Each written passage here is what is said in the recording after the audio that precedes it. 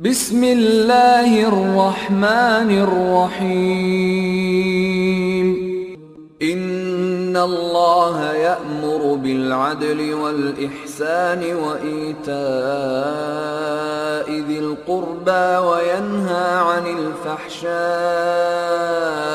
والمنكر والبغي يعظكم لعلكم تذكرون محمد سيد الكونين والثقلين محمد سيد الكونين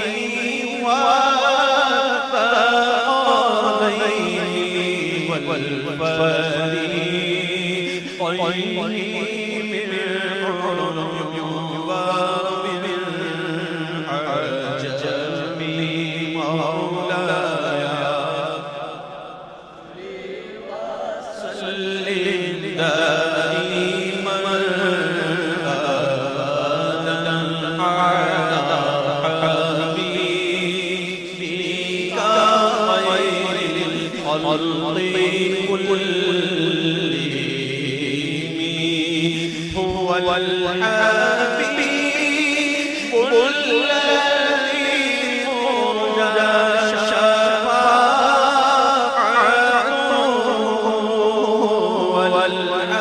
والحبيب الذي مرجى شفاعته لكل هول من الأهوال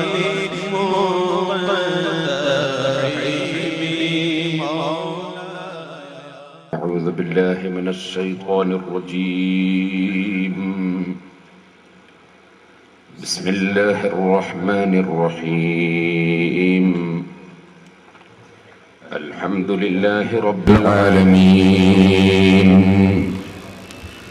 نحمده ونستعينه ونؤمن به ونتوكل عليه ونعوذ بالله من شرور أنفسنا ومن سيئات أعمالنا من يهده الله فلا مضل له ومن يضلل فلا هادي له نشهد أن لا إله إلا الله وحده لا شريك له ونشهد أن محمدا عبده ورسوله اللهم صل وسلم وبارك على رسولك وحبيبك سيدنا محمد وعلى آل وأصحاب سيدنا ومولانا محمد وعلى جميع الأنبياء والمرسلين ومن تبعهم بإحسان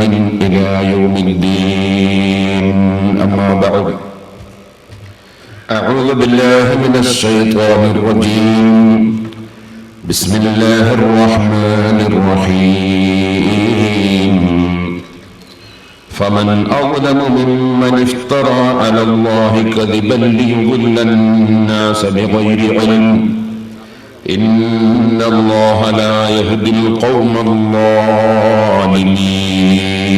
الظالمين صدق الله العلي العظيم صدق وبلغ رسوله النبي الكريم ونحن على ذلك من الشاهدين الشاكرين والحمد لله رب العالمين يا رب صل على من حل بالحرم طه الرسول الذي قد خص بالكرم يا رب بالمصطفى بلغ مقاصدنا واغفر لنا ما مضى يا واسع الكرم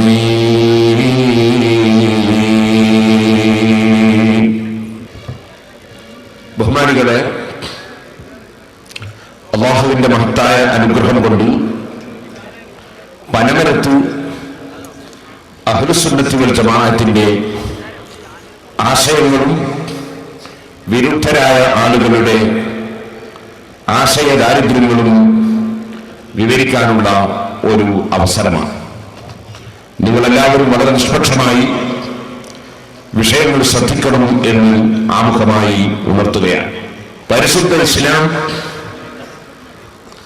അത് നീതിയുടെയും സത്യത്തിന്റെയും മതമാണ്.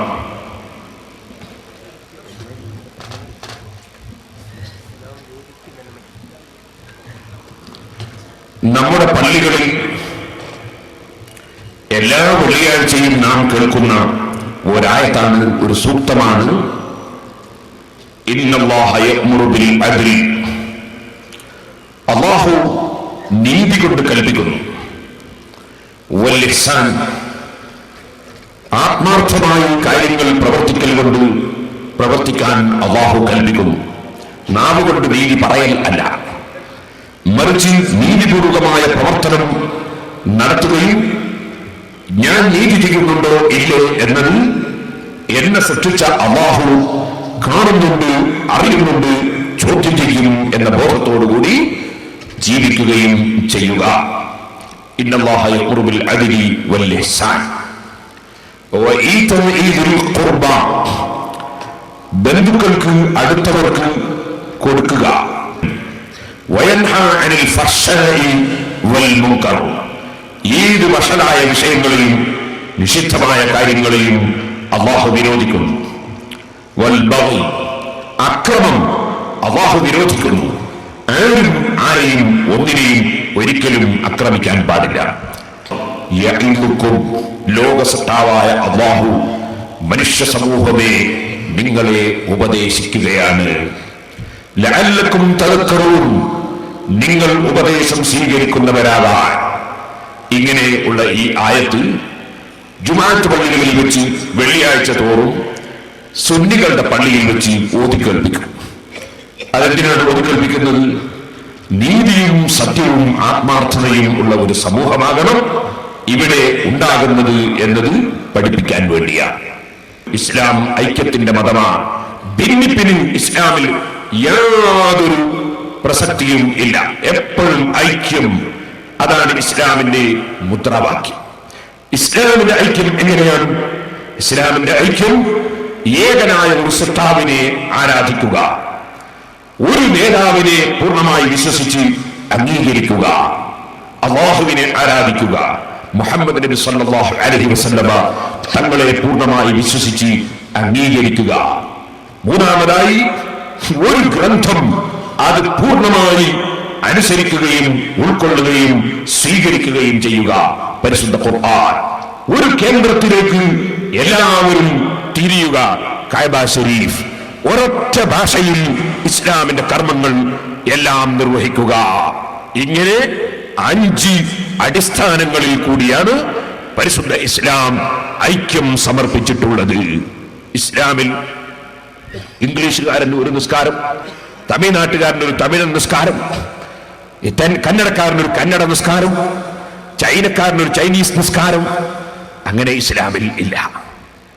ചൈനക്കാരനും ബ്രിട്ടീഷുകാരനും കേരളക്കാരനും തമിഴ്നാട്ടുകാരനും എല്ലാവരും തോളോട് തോളുരുമ്മി നിന്ന് എല്ലാ പാർട്ടിക്കാരനും പാർട്ടി ഇല്ലാത്തവരും പൊന്നു കച്ചവടക്കാരനും ഉണക്കമീൻ കച്ചവടക്കാരനും കർഷകനും ബിസിനസ്സുകാരനും പണ്ഡിതനും പാമരനും എല്ലാവരും തോളോട് തോളുരുമ്മി നിന്ന് ഏകനായ അല്ലാഹുവിനെ ആരാധിക്കുന്ന ഐക്യ സ്വഭാവമാണ് ഇസ്ലാമിന്റെ സ്വഭാവം. അത് ഇസ്ലാമിൽ ഒരു ചൈനീസ് ഖുത്ബ, ഒരു തമിഴൻ ഖുത്ബ, ഒരു കന്നഡ ജുമഅ, വേറൊരു സ്ഥലത്ത് തെലുങ്ക് ജുമഅ, പഞ്ചാബി ജുമഅ, കാശ്മീരി ജുമഅ, ഇങ്ങനെ ഒരു ജുമഅ ഇല്ല. മുസ്ലിം ജുമഅ, ഇസ്ലാമിക നിസ്കാരം, ഒരൊറ്റ ഭാഷ. ഈ ഐക്യം പഠിപ്പിച്ച ദീൻ സഹോദരന്മാർ മനസ്സിലാക്കണം. ഇവിടെ ഏറ്റവും നല്ല നീതിയും സത്യവും പഠിപ്പിക്കാൻ വേണ്ടി അവതരിപ്പിക്കപ്പെട്ട പരിശുദ്ധ ഖുർആൻ അത് അറബി ഭാഷയിൽ അവതരിപ്പിച്ചു. അതിന്റെ ആശയങ്ങൾ മഹാന്മാരായ പണ്ഡിതന്മാർ പ്രത്യേകം പഠിപ്പിക്കേണ്ടതുപോലെ പഠിപ്പിക്കുകയും ചെയ്തു. ചില ഖതീബുമാർ അലി ഇബ്നു അബീ ത്വാലിബ് റളിയല്ലാഹു അൻഹുവിന്റെ വിരോധികളായ ചില ഭരണാധികാരികളെ തൃപ്തിപ്പെടുത്താൻ വേണ്ടി അലി റളിയല്ലാഹു അൻഹുവിനെതിരെ ചില പള്ളി മെമ്പറുകളിൽ വെച്ച് അവർ പ്രാർത്ഥിക്കുന്നത് ഉമർ ഇബ്നു അബ്ദുൽ അസീസ് റളിയല്ലാഹു അൻഹുവിന്റെ ശ്രദ്ധയിൽപ്പെട്ടു. അപ്പോൾ മഹാനവറുകൾ ഭരണമേറ്റെടുത്തപ്പോൾ നടത്തിയ ഒരു ഓർഡറാണ് അലി റളിയല്ലാഹു അൻഹുവിനെതിരെ മുൻകാലത്ത് കഴിഞ്ഞുപോയ ഏതെങ്കിലും ഒരു മഹാനെതിരെ ഒരു മെമ്പറിലും ഒരക്ഷരം മുന്നിപ്പോകാൻ പാടില്ല. അതിന് പകരം മുൻഗാമികളെ ബഹുമാനിക്കുക എന്ന നീതി, ആ നീതിയാണ് ആവശ്യം എന്ന് പഠിപ്പിക്കാൻ വേണ്ടി ഈ ആയത്ത്, നീതി പുലർത്തണം എന്ന് പഠിപ്പിക്കുന്ന ഈ ആയത്ത് എല്ലാ മെമ്പറുകളിലും ഓതണം എന്ന് ഉമർ ഇബ്നു അബ്ദുൽ അസീസ് റളിയല്ലാഹു അൻഹു ഓർഡർ ചെയ്തു. അങ്ങനെ ഏകദേശം 1300ഓളം കൊല്ലമായി ലോകം മുഴുക്കെ പള്ളികളിൽ ഈ ആയത്ത് ഓതുന്ന പതിവ് ഉണ്ടായി എന്ന് പണ്ഡിതന്മാർ രേഖപ്പെടുത്തിയതായി കാണാം. ഇസ്ലാമിനെ തെറ്റിദ്ധരിപ്പിക്കാൻ വേണ്ടി ശ്രമിക്കുന്ന ഒരു ചെറിയ ന്യൂനപക്ഷം നാം കൊണ്ട് ഇസ്ലാം നീതിക്കും നന്മക്കുമാണ് എന്ന് പറയുകയും അതേസമയം നാവ് കൊണ്ടും പ്രവൃത്തി കൊണ്ടും അനീതി കാണിക്കുകയും അക്രമ പ്രവർത്തനങ്ങൾ നടത്തുകയും ചെയ്യുന്നതാണ് നാം കണ്ടുകൊണ്ടിരിക്കുന്ന ഏറ്റവും വലിയ അത്ഭുതകരമായ പ്രവണത. ഞാനിവിടെ സംസാരിക്കാൻ ഉദ്ദേശിക്കുന്നത് ഇസ്ലാമിന്റെ നീതിയും മുജാഹിദിന്റെ അനീതിയും എന്നതാണ്. കാരണം ഇസ്ലാമിന്റെ നീതിയും മുജാഹിദിന്റെ അനീതിയും സമൂഹം മനസ്സിലാക്കേണ്ടതുണ്ട്. ഞാൻ കൂടുതലായി ആമുഖമായി പറയുന്നില്ല. ബഹുമാനപ്പെട്ട ഉമർ ഇബ്നു അബ്ദുൽ അസീസ് റളിയല്ലാഹു അൻഹുവിന്റെ മുന്നിൽ ഭരണമേറ്റെടുത്തപ്പോൾ ആദ്യമായി വന്ന കേസ് ഒരു യഹൂദിയുടെ കേസാണ്, ഒരു ജൂത മതക്കാരൻ കൊടുത്ത കേസാണ്. അത് ഒരു മുസ്ലിമിന് എതിരായുള്ള കേസാണ്. പക്ഷേ ആ കേസിൽ സത്യം യഹൂദിയുടെ പക്ഷത്തായിരുന്നു. മുസ്ലിമായ വ്യക്തി അനീതി കാണിച്ചവനായിരുന്നു. അതിനാൽ ഒന്നാമത്തെ വിധി യഹൂദിക്ക് അനുകൂലവും ഈ മുസ്ലിമിന് പ്രതികൂലവും ആയിരുന്നു എന്ന് ചരിത്രത്തിൽ കാണാം. ഇസ്ലാമിൽ വർഗീയതയില്ല, ഇസ്ലാമിൽ പക്ഷപാതിത്വമില്ല. പരിശുദ്ധ ഖുർആൻ നിങ്ങൾ നോക്കൂ, സൂറത്തുൻ നിസാ നോക്കിയാൽ അതിന്റെ 105-ാമത്തെ ആയത്ത് മുതൽക്ക് ഏകദേശം 115-ാമത്തെ ആയത്ത് വരെ 10ഓളം സൂക്തങ്ങൾ ഒരു യഹൂദിയുടെ പേരിൽ ഇല്ലാത്ത ആരോപണം ഉണ്ടാക്കാൻ എന്ന് പറയുന്ന മുസ്ലിങ്ങളുടെ കൂട്ടത്തിൽപ്പെട്ട ഒരു മനുഷ്യൻ ശ്രമിച്ചപ്പോൾ അദ്ദേഹത്തിന് ഒരിക്കലും തന്നെ നിങ്ങൾ അനുകൂലിക്കാൻ പാടില്ല. അദ്ദേഹം പറയുന്നത് കളവാണ്, അസത്യമാണ്. ആ യഹൂദി കളവ് നടത്തിയിട്ടില്ല. യഹൂദിയുടെ വീട്ടിൽ അദ്ദേഹം ഒളിപ്പിച്ചു വെച്ചതാണ്. യഹൂദി വാസ്തവത്തിൽ നിരപരാധിയാണ്. അതിനാൽ ഓ മുഹമ്മദ് നബിയെ, ഇന്നാ അൻസൽനാ ഇലൈക്കൽ കിതാബ ബിൽ ഹഖ് ലിതഹ്കുമ ബൈനൻ നാസി ബിമാ അറാകല്ലാഹ് വലാ തകുൽ ലിൽ ഖായിനീന ഖസീമാ. വഞ്ചകന്മാരുടെ പക്ഷത്ത് നിന്നുകൊണ്ട് നബിയെ തങ്ങൾ ഒരിക്കലും സംസാരിച്ചു പോകരുത്. തങ്ങൾക്ക് വിവരം അല്ലാഹു ആകുന്ന ഞാൻ അറിയിച്ചു തരുന്നുണ്ട്. ആ യഹൂദി പറയുന്നത് സത്യമാണ്, മുസ്ലിമിന്റെ പേരുള്ള മനുഷ്യൻ പറയുന്നത് കളവാണ്. അതുകൊണ്ട് ആ മുസ്ലിമിന് അനുകൂലമായി യഹൂദി കളവ് നടത്തിയെന്ന് തങ്ങൾ വിധിക്കരുത് നബിയേ എന്ന് നബി സല്ലല്ലാഹു അലൈഹി വസല്ലം തങ്ങൾക്ക് വസ്തുത മനസ്സിലാക്കി കൊടുക്കുന്ന സൂക്തമാണ്. എന്നിട്ട് അവിടുന്ന് അല്ലാഹു തആല പറഞ്ഞു, വലാ തുജാദിൽ അനില്ലദീന യഖ്താനൂന അൻഫുസഹും ഇന്നല്ലാഹ ലാ യുഹിബ്ബു മൻ കാന ഖവ്വാനൻ അസീമാ യസ്തഖ്ഫൂന മിനൻ നാസി വലാ യസ്തഖ്ഫൂന മിനല്ലാഹ്. മനുഷ്യന്മാരുടെ മുമ്പിൽ നിരപരാധിയാണെന്ന് വരണം എന്ന് അവർ ആഗ്രഹിക്കുന്നു. അങ്ങനെ അവരതാ കളവ് പറയുന്നു. അതേ സമയത്ത് അള്ളാഹുവിന്റെ രഹസ്യം അറിയുന്നുണ്ടെന്ന ചിന്ത അത്തരം കക്ഷികൾക്ക് ഇല്ല. വഹുവ മഅഹും ഇദ് യുബയ്യിതൂന മാ ലാ യർദാ മിനൽ ഖൗൽ. മുഹമ്മദ് നബി സല്ലല്ലാഹു അലൈഹി വസല്ലം തങ്ങളെ നമുക്ക് തെറ്റിദ്ധരിപ്പിക്കണം, എന്നിട്ട് മുഹമ്മദ് നബിയോട് അനുകൂലമായ വിധിവാങ്ങളും യഹൂദിക്കെതിരായ വിധിവാങ്ങളും എന്ന് അവർ സ്വകാര്യം പറയുന്ന സമയത്ത് അത് അല്ലാഹു തആല അറിയുന്നുണ്ട്. അവരുടെ കൂടെയുണ്ട്. അഥവാ അള്ളാഹുവിന്റെ അറിവ്, അള്ളാഹുവിന്റെ മേൽനോട്ടം അവരുടെ കൂടെയുണ്ട്. അതുകൊണ്ട് അവർ കളവ് പറഞ്ഞ് പദ്ധതിയിട്ടതാണ്.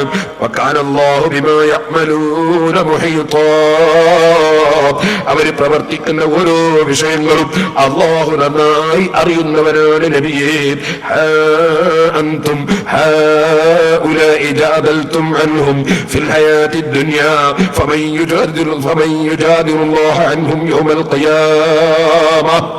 അദ്ദേഹത്തിന്റെ കുടുംബക്കാരും ആൾക്കാരും ഒക്കെ മുഹമ്മദ് നബി സല്ലല്ലാഹു അലൈഹി വസല്ലം തങ്ങളുടെ അടുക്കൽ വന്നിട്ട് ഇദ്ദേഹം കട്ടിട്ടില്ല എന്ന് ഉറപ്പിച്ച് കള്ളസാക്ഷി പറയുകയും എന്നിട്ട് യഹൂദിയാണ് കട്ടത് എന്ന് ആരോപണം ഉന്നയിക്കുകയും ചെയ്യുന്നുവെങ്കിൽ അല്ലാഹു ചോദിക്കുന്നു, കൂട്ടരെ, ഭൗതികമായ ലോകത്ത് അദ്ദേഹത്തിന് വേണ്ടി തർക്കിക്കാൻ നിങ്ങൾ ഉണ്ടായേക്കും.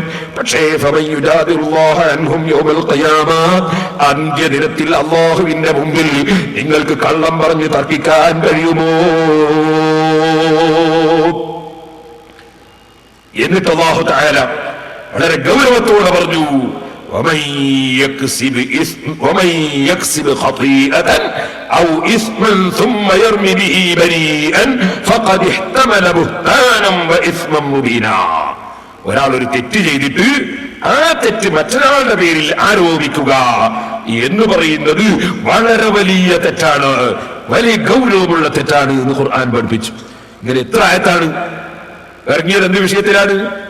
ഒരു മുസ്ലിമിന്റെ പേരിൽ നടക്കുന്ന, ഞാൻ മുസ്ലിമാണെന്ന് പറഞ്ഞ് നടക്കുന്ന, ശഹാദത്ത് കലിമ ചൊല്ലി നടക്കുന്ന എന്ന് പറയുന്ന മനുഷ്യൻ പഴത്തൊപ്പി കാത്തിട്ട് അത് യഹൂദിയുടെ വീട്ടിൽ കൊണ്ടുപോയി ഒളിപ്പിച്ച് വെച്ചിട്ട് പിടിച്ചപ്പോ അത് അയാൾ കട്ടതാണ്, എന്നതല്ല, ഞാനത് എടുത്തിട്ടില്ല, യഹൂദി വെറുതെ പറയാണ് ഞാൻ കൊണ്ടുവച്ചതാണ്, യഹൂദി തന്നെ കട്ടതാണ് എന്ന് വാദിച്ചിട്ട് നബി സല്ലല്ലാഹു അലൈഹി വസല്ലം തങ്ങളെയും കൂടെയുള്ളവരെയും വഞ്ചിക്കാൻ ശ്രമിച്ചപ്പോൾ നീതി മാത്രം ഇവിടെ പുലരണമെന്നും ഒരാൾ അല്പവും ആ രംഗത്ത് വർഗീയതയും പക്ഷപാതിത്വവും ഉണ്ടാകരുതെന്നും വർഗീയത തീരെ ഉണ്ടാകാൻ പാടില്ലെന്നും ഭീകരതയും തീവ്രതയും ഇവിടെ ഉണ്ടാകരുതെന്നും സത്യം നീതി മാത്രമേ ഉണ്ടാകാവൂ എന്നും പഠിപ്പിക്കുന്ന പരിശുദ്ധ ഖുർആൻ 10ഓളം സൂക്തങ്ങളാണ് ആ ഒരൊറ്റ വിഷയത്തിൽ അവതരിപ്പിച്ചിട്ടുള്ളത് എന്ന് പറയുമ്പോൾ ഇസ്ലാമിന്റെ നീതി, ഇസ്ലാമിന്റെ സത്യം അതെത്ര വിശാലമാണ് സഹോദരന്മാരെ.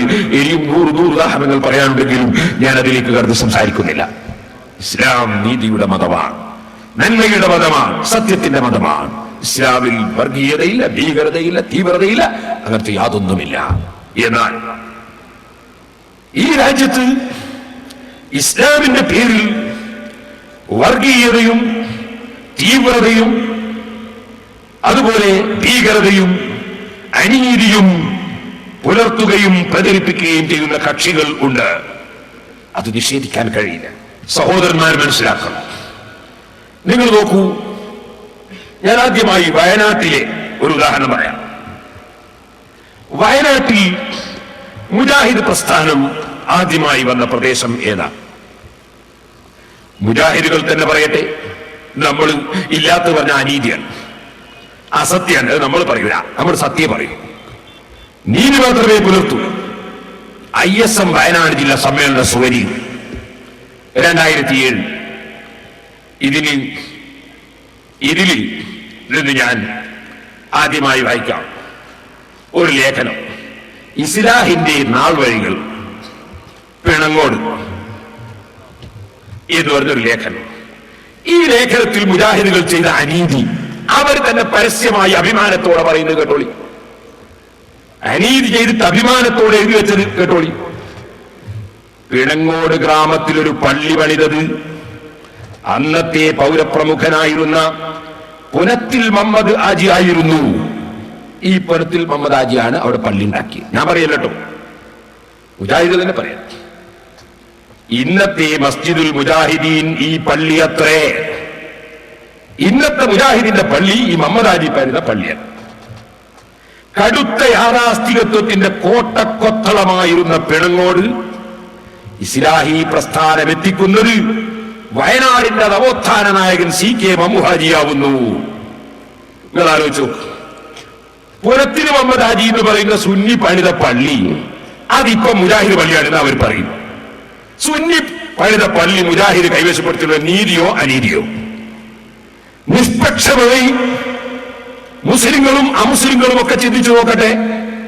ഞാനൊരു വീട് നിർമ്മിക്കുക, കുറേ സമയം വേറൊരു ചങ്ങാതി വന്ന് കയ്യിലാക്കുക, എന്നിട്ടോ ഇസ്ലാം നീതിക്ക്, സത്യത്തിന്, നന്മക്ക് എന്ന് പറഞ്ഞ് പ്രസംഗിക്കുക. ഇങ്ങനെ കള്ളൻ പോലീസല്ല, കള്ളൻ പോലീസല്ല. അത് ശരിയുണ്ടോ? നിങ്ങൾ ആലോചിച്ചതോ? എന്നിട്ട് ഈ പള്ളി എങ്ങനെയാ കൈവശപ്പെടുത്തിയത്? അത് ഞാൻ പറയാം, കേട്ടോളൂ. അവരുടെ ഈ സുവനീറിൽ തന്നെ ഞാൻ വായിച്ചു കേൾപ്പിക്കുന്നു. എന്താ പറയുന്നത് കേട്ടോളൂ. 1953 പുതിയ ഖാദിയായി പട്ടാമ്പി പറളി സ്വദേശി ജനാബ് ടി.പി. മുഹമ്മദ് മൗലവി നിയമിതനായി. സീക്കയാണ് അദ്ദേഹത്തെ പെണുങ്ങോട്ടെത്തിക്കുന്നത്. അസാമാന്യ ധൈര്യശാലിയും തുർക്കിത്തൊപ്പിധാരിയുമായ അദ്ദേഹം പടച്ചവനു മുമ്പിൽ ഒരു പടപ്പിനെയും ഭയപ്പെട്ടിരുന്നില്ല. ശേഷമുള്ള പ്രവൃത്തി കേൾക്കുമ്പോൾ നിങ്ങൾക്ക് മനസ്സിലാവും അദ്ദേഹം പടച്ചവനെ തീരെ ഭയപ്പെട്ടിരുന്നില്ല. കേട്ടോളി. പാണ്ഡിത്യത്തിന്റെ നിറകുടമായിരുന്നു അദ്ദേഹം. ആരോടും അധികം സംസാരിക്കുമായിരുന്നില്ല. 1954 സെപ്റ്റംബർ 3 വ്യാഴാഴ്ച വൈകുന്നേരം പള്ളിയിലെത്തിയ അദ്ദേഹം മുക്രിയെ വിളിച്ചു. പുതുതായിട്ട് പട്ടാമ്പി എന്ന് വന്ന ഖാദി മുക്രിനെ വിളിച്ചു. ഗൗരവതരത്തിൽ ചില ചോദ്യങ്ങൾ ചോദിച്ചു. ഇവിടെ അറബിയിലാണോ മലയാളത്തിലാണോ ഖുത്ബ ഓതൽ? മുക്രി അറബിയിൽ. ഖാദി എന്താ പറയുന്നത്? എന്നാ പിന്നെ ഞാനിവിടെ ഖാദിയാകുന്നില്ല, ഇത് സുന്നിയുള്ള പള്ളിയാ, ഞാൻ വേറെ സ്ഥലത്ത് പോകാനെന്നാണോ പറയുന്നത്? ഇങ്ങനെയാണ് രീതിയാണ്. അയാൾ പറയുന്നത് അങ്ങനല്ല. അയാളെന്താ പറയുന്നത്? കേട്ടോളി. ഖുത്ബക്ക് വാളെടുക്കലുണ്ടോ? മുക്രി ഉണ്ട്. ആ വാളിങ്ങെടുത്തുകൊണ്ട് വാ. മുക്രി വാളെടുത്തുകൊണ്ട് കൊടുത്തു. എത്ര വാങ്ങ് കൊടുക്കാറുണ്ട്? വാള് കൈ കിട്ടിയതിന്റെ ശനെ ചോദിക്കുന്നത്. എത്ര വാങ്ങ് കൊടുക്കാറുണ്ട്? മുക്രി 2. ഖുത്ബ കിതാബ് എടുത്തുകൊണ്ട് വാ. മുക്രി അതും എടുത്തു കൊടുത്തു. ടി.പി. അതെല്ലാം വാങ്ങി ഖാദിയുടെ റൂമിൽ അലമാരിയിൽ പൂട്ടിവെച്ചു. വെള്ളിയാഴ്ച രാവിലെ മുക്രിയോട് താക്കീതെന്നോണം പറഞ്ഞു, ഇന്ന് ജുമാക്ക് നീ മാസറ വിളിച്ച് വാളെടുത്തു തരേണ്ടതില്ല, അതിനു മുമ്പ് ബാങ്കും വിളിക്കേണ്ടതില്ല. ഞാൻ മിമ്പറിൽ കയറി സലാം പറഞ്ഞാൽ നീ ബാങ്ക് കൊടുത്താൽ മതി. മുക്രിനോട് പട്ടാമ്പിന്ന് വന്നാൾ കൽപ്പിക്കാൻ. നാട്ടുകാരെടുത്ത പള്ളി, പെണങ്ങോടുകാരെടുത്ത പള്ളിക്ക് പട്ടാമ്പിന്ന് വന്നാണ് കൽപ്പിക്കുന്നത്. നിങ്ങൾ മുജാഹിദിന്റെ നീതി കാണണേ. എനിക്ക് കേട്ടോളി, ബാക്കി അവരെ നീതിയാണ്. പുതിയ ഖാദിയുടെ ആജ്ഞ മുക്രി ഭയത്തോടെ അക്ഷരം പ്രതി പാലിച്ചു. അത് പാടില്ല. ഖാദിയാരെടുത്തു. പട്ടാമ്പിന്ന് വന്നല്ലേ, ഭയത്തോടെ പാലിച്ചു. കാരണം ഞാൻ വായിക്കാം, ഇതിൽ തന്നെ പറയുന്ന കാരണം പുതിയ വേഷത്തിലും ഭാവത്തിലും എത്തുന്ന ആദ്യത്തെ ഖാദിയാണിത്. ഖാദിയെ ധിക്കരിക്കാൻ പറ്റില്ലല്ലോ. ജുമഅ സമയമായി, മഅസറ വിളിക്കേണ്ട സമയം കഴിഞ്ഞു. ജനങ്ങൾ സഫിലിരുന്ന് തിരിഞ്ഞും പറഞ്ഞു നോക്കാൻ തുടങ്ങി. അവർ നിസ്കാരക്കുപ്പായമിട്ട തലപ്പാവ് ധരിച്ച ഒരു മുസ്ലിയാരെയും കാണുന്നില്ല. കണ്ണോട് കണ്ണുകൾ അങ്കലാപ്പ് കൈമാറിക്കൊണ്ടിരുന്നു. തളം കെട്ടിരുന്ന മൗലത്തെ പിച്ചിച്ചീന്തിക്കൊണ്ട് PC അഹ്മദ് സാഹിബ് ഉച്ചത്തിൽ ചോദിച്ചു, എന്താ ഇവിടെ ബാങ്കൊന്നുമില്ലേ? PC-യുടെ അടുത്തിരുന്ന ടി.പി. പറഞ്ഞു, നിങ്ങൾ മനസ്സിലാക്കണം, PC-യുടെ അടുത്തിരുന്ന മുഹമ്മദ് ഹാജി പറഞ്ഞു. എന്താ പറഞ്ഞത്? PC-യുടെ അടുത്തുള്ള ടി.പി. പറഞ്ഞു, ആചാര്യ അതങ്ങ് കൊടുത്തുകൊള്ളും. സമയമേറെ കഴിഞ്ഞു. മുഖങ്ങളെല്ലാം ചൂടായി ചുവക്കാൻ തുടങ്ങി. പെട്ടെന്നതാ തുർക്കിത്തൊപ്പിക്കാരൻ മിമ്പറിൽ സലാം പറഞ്ഞിരിക്കുന്നു. ബാങ്ക് ഉയരുന്നു. മലയാളത്തിൽ ഒരു ഗംഭീരൻ ഖുതുബയും സ്വരസുന്ദരമായ ഖുർആൻ പാരായണവും. പെട്ടെന്നെല്ലാം കഴിഞ്ഞു. ഒരു ഇടിയും മഴയും പെയ്തു കഴിഞ്ഞതുപോലെ. ജുമയ്ക്ക് ശേഷം ജനം വീട്ടിലേക്ക് പോകുന്നില്ല. പള്ളിക്ക് പുറത്ത് അവിടെയും ഇവിടെയും സംഘം ചേർന്ന് നിന്നുള്ള സംസാരം, ബഹളം, ലഹള. ആരും ഖാദിയോടൊന്നും പറയുന്നില്ല. ഖാദി പള്ളിക്കകത്ത് രംഗം വീക്ഷിച്ചുകൊണ്ടിരിക്കുന്നു. രോഷാകുലരായ ജനം പുലത്തിയിൽ മൊയ്തീൻ ഹാജിയുടെ വീട്ടിൽ സംഗമിച്ചു. അതാണ് അനുരജ്ഞന വേദി. അവിടെ ജില്ലയിലെ പ്രമുഖരെല്ലാം എത്തിയിട്ടുണ്ട്. കല്ലങ്കോടൻ, നീലിക്കണ്ടി, കരുവണ മൊയ്തു ഹാജി, കൽപ്പറ്റയിലെ വലിയ ഖാദി കമ്മിക്കുട്ടി മുസ്ലിയാർ തുടങ്ങിയവരെല്ലാം ഹാജരായിട്ടുണ്ട്. സമയം അസറാവാറായി. ഒരു ദൂതൻ ഖാദിയുടെ അടുത്ത് വന്ന് പറഞ്ഞു, നിങ്ങളെ പുനത്തിലേക്ക് വിളിക്കുന്നുണ്ട്. ഖാദി, ആര്? ദൂതൻ, ഹാജി. ഖാദി, ഞാൻ എന്തിനു വരണം? ഇത് അവരുടെ ആവശ്യമല്ലേ, അവരോട് ഇങ്ങോട്ട് വരാൻ പറ. ദൂതൻ മറുപടിയുമായി പുനത്തിലെത്തി. നിങ്ങൾ ആലോചിച്ചു നോക്ക്, പട്ടാമ്പിയിൽ നിന്നൊരു ചങ്ങാതി ഖാദി എന്ന പേരിൽ വരികയാണ്. നാട്ടിൽ നടന്നുകൊണ്ടിരിക്കുന്ന ഖുതുബ, മക്കയിലും മദീനയിലും ഇന്നുവരെ തുറന്നുകൊണ്ടിരിക്കുന്ന 2 ബാങ്ക്, മക്കയിലും മദീനയിലും ഇന്നുവരെ തുറന്നുകൊണ്ടിരിക്കുന്ന അറബിയിലുള്ള ഖുതുബ, സുബ്ഹാനല്ലാഹ്, അത് മാറ്റം ചെയ്യാൻ പ്രഖ്യാപിക്കുകയാണ്. മുക്രിയെ ഭീഷണിപ്പെടുത്തുകയാണ്. എന്നിട്ട് പള്ളിയിലെ ആചാരം മാറ്റുകയാണ്. മാറ്റിയപ്പോൾ നാട്ടിലുള്ള ജനങ്ങൾ തമ്മിൽ ബഹളം വെച്ച് ശണ്ട കൂടി പള്ളിവട്ടത്തും പള്ളിയിലും കുഴപ്പമുണ്ടാവുകയാണ്. ആരാണ് ഈ കുഴപ്പമുണ്ടാക്കിയത്? മുജാഹിദിന്റെ നേതാവായ ഈ മനുഷ്യനല്ലേ? ഞാൻ ചോദിക്കട്ടെ, ഇത് നീതിയാണോ മുജാഹിദേ? നിങ്ങൾ ഇസ്ലാം നീതിക്ക് നന്മക്ക്, നിങ്ങളാ പറഞ്ഞ മുദ്രാവാക്യം ശരിയാണ്, പക്ഷേ അത് സ്വീകരിക്കാത്തതാണ് നിങ്ങൾക്കുള്ള കുഴപ്പം. നിങ്ങൾ ഇസ്ലാം നീതിക്ക് നന്മക്ക് എന്ന് പറഞ്ഞത് ശരിയാണ്, പക്ഷേ നീതിയും നന്മയും സത്യവും അസത്യവും അത് വേർതിരിച്ചുകൊണ്ടുള്ള പ്രവർത്തനം മുജാഹിദിന്റെ പക്ഷത്ത് നിന്ന് അതുണ്ടായ അന്ന് മുതൽക്ക് ഇന്നേ വരെ ഉണ്ടായിട്ടില്ല. ഇത് വസ്തുതയും യാഥാർത്ഥ്യവുമാണ്.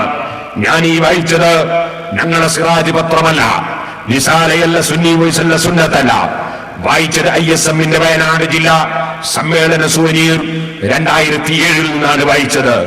ഞാൻ ചോദിക്കുന്നു, നിഷ്പക്ഷമായി ചിന്തിക്കുന്ന ഈ രാജ്യത്തുള്ള നീതിപാലകന്മാർ, അതുപോലെ വിദ്യാഭ്യാസമുള്ളവർ, അതുപോലെ മുസ്ലിങ്ങൾ, അമുസ്ലിങ്ങൾ, എല്ലാവരോടും ഞാൻ ചോദിക്കുന്നു, ഇത് നീതിയാണോ? ഒരു നാട്ടുകാർ ഒരാദർശത്തിലും ആശയത്തിലും പണിതുണ്ടാക്കിയ പള്ളി പെട്ടെന്നൊരു മുജാഹിദിന്റെ നേതാവ് വന്ന് ആ പള്ളിയുടെ ആചാരങ്ങൾ മാറ്റി മക്കയിലും മദീനയിലും നടക്കുന്ന ആചാരം വരെ മാറ്റിമറിച്ചിട്ട് ആരാണ് നിങ്ങൾ ചോദിക്കാൻ?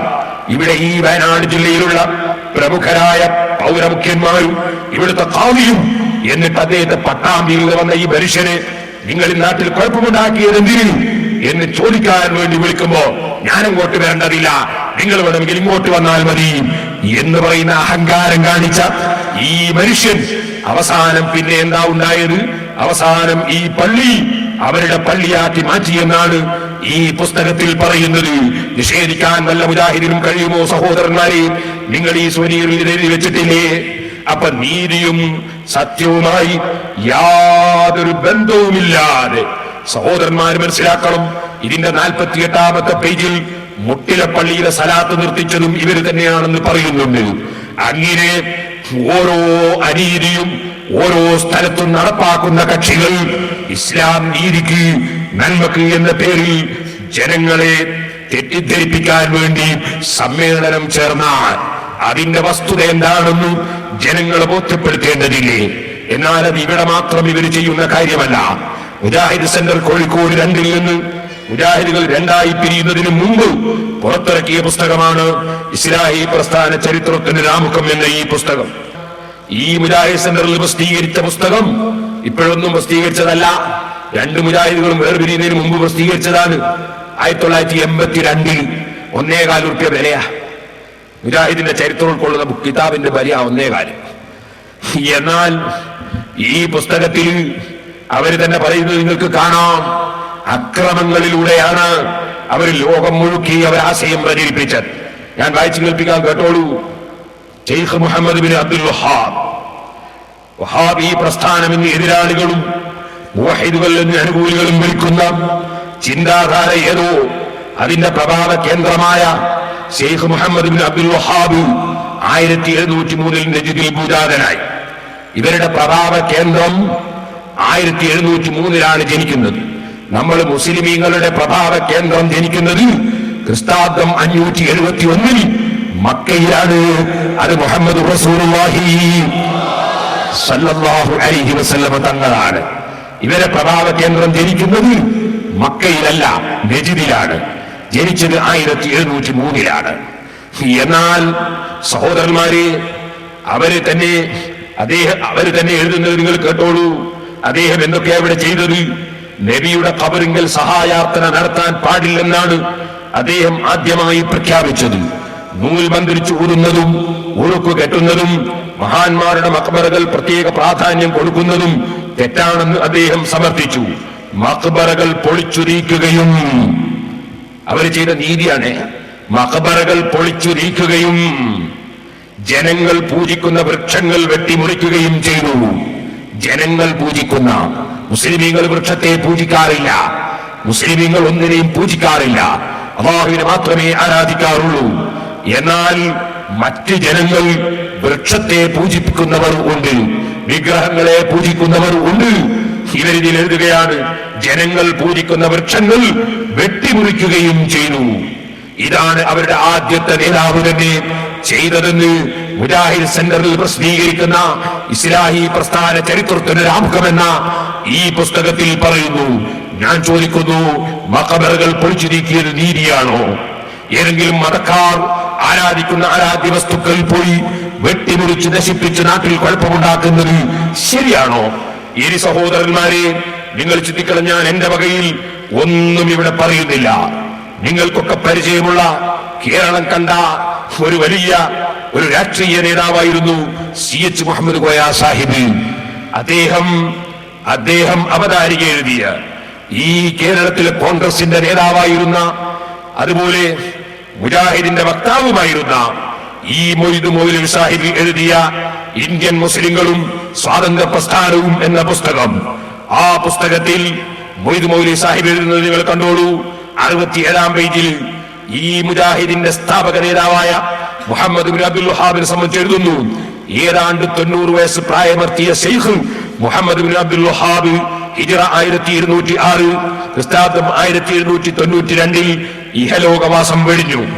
ഇത് അദ്ദേഹത്തിന്റെ ചരിത്രം എഴുതിക്കൊണ്ട് ഈ മൊയ്ദ് മൗലവി സാഹിബ് എഴുതുന്നത് കണ്ടോളൂ.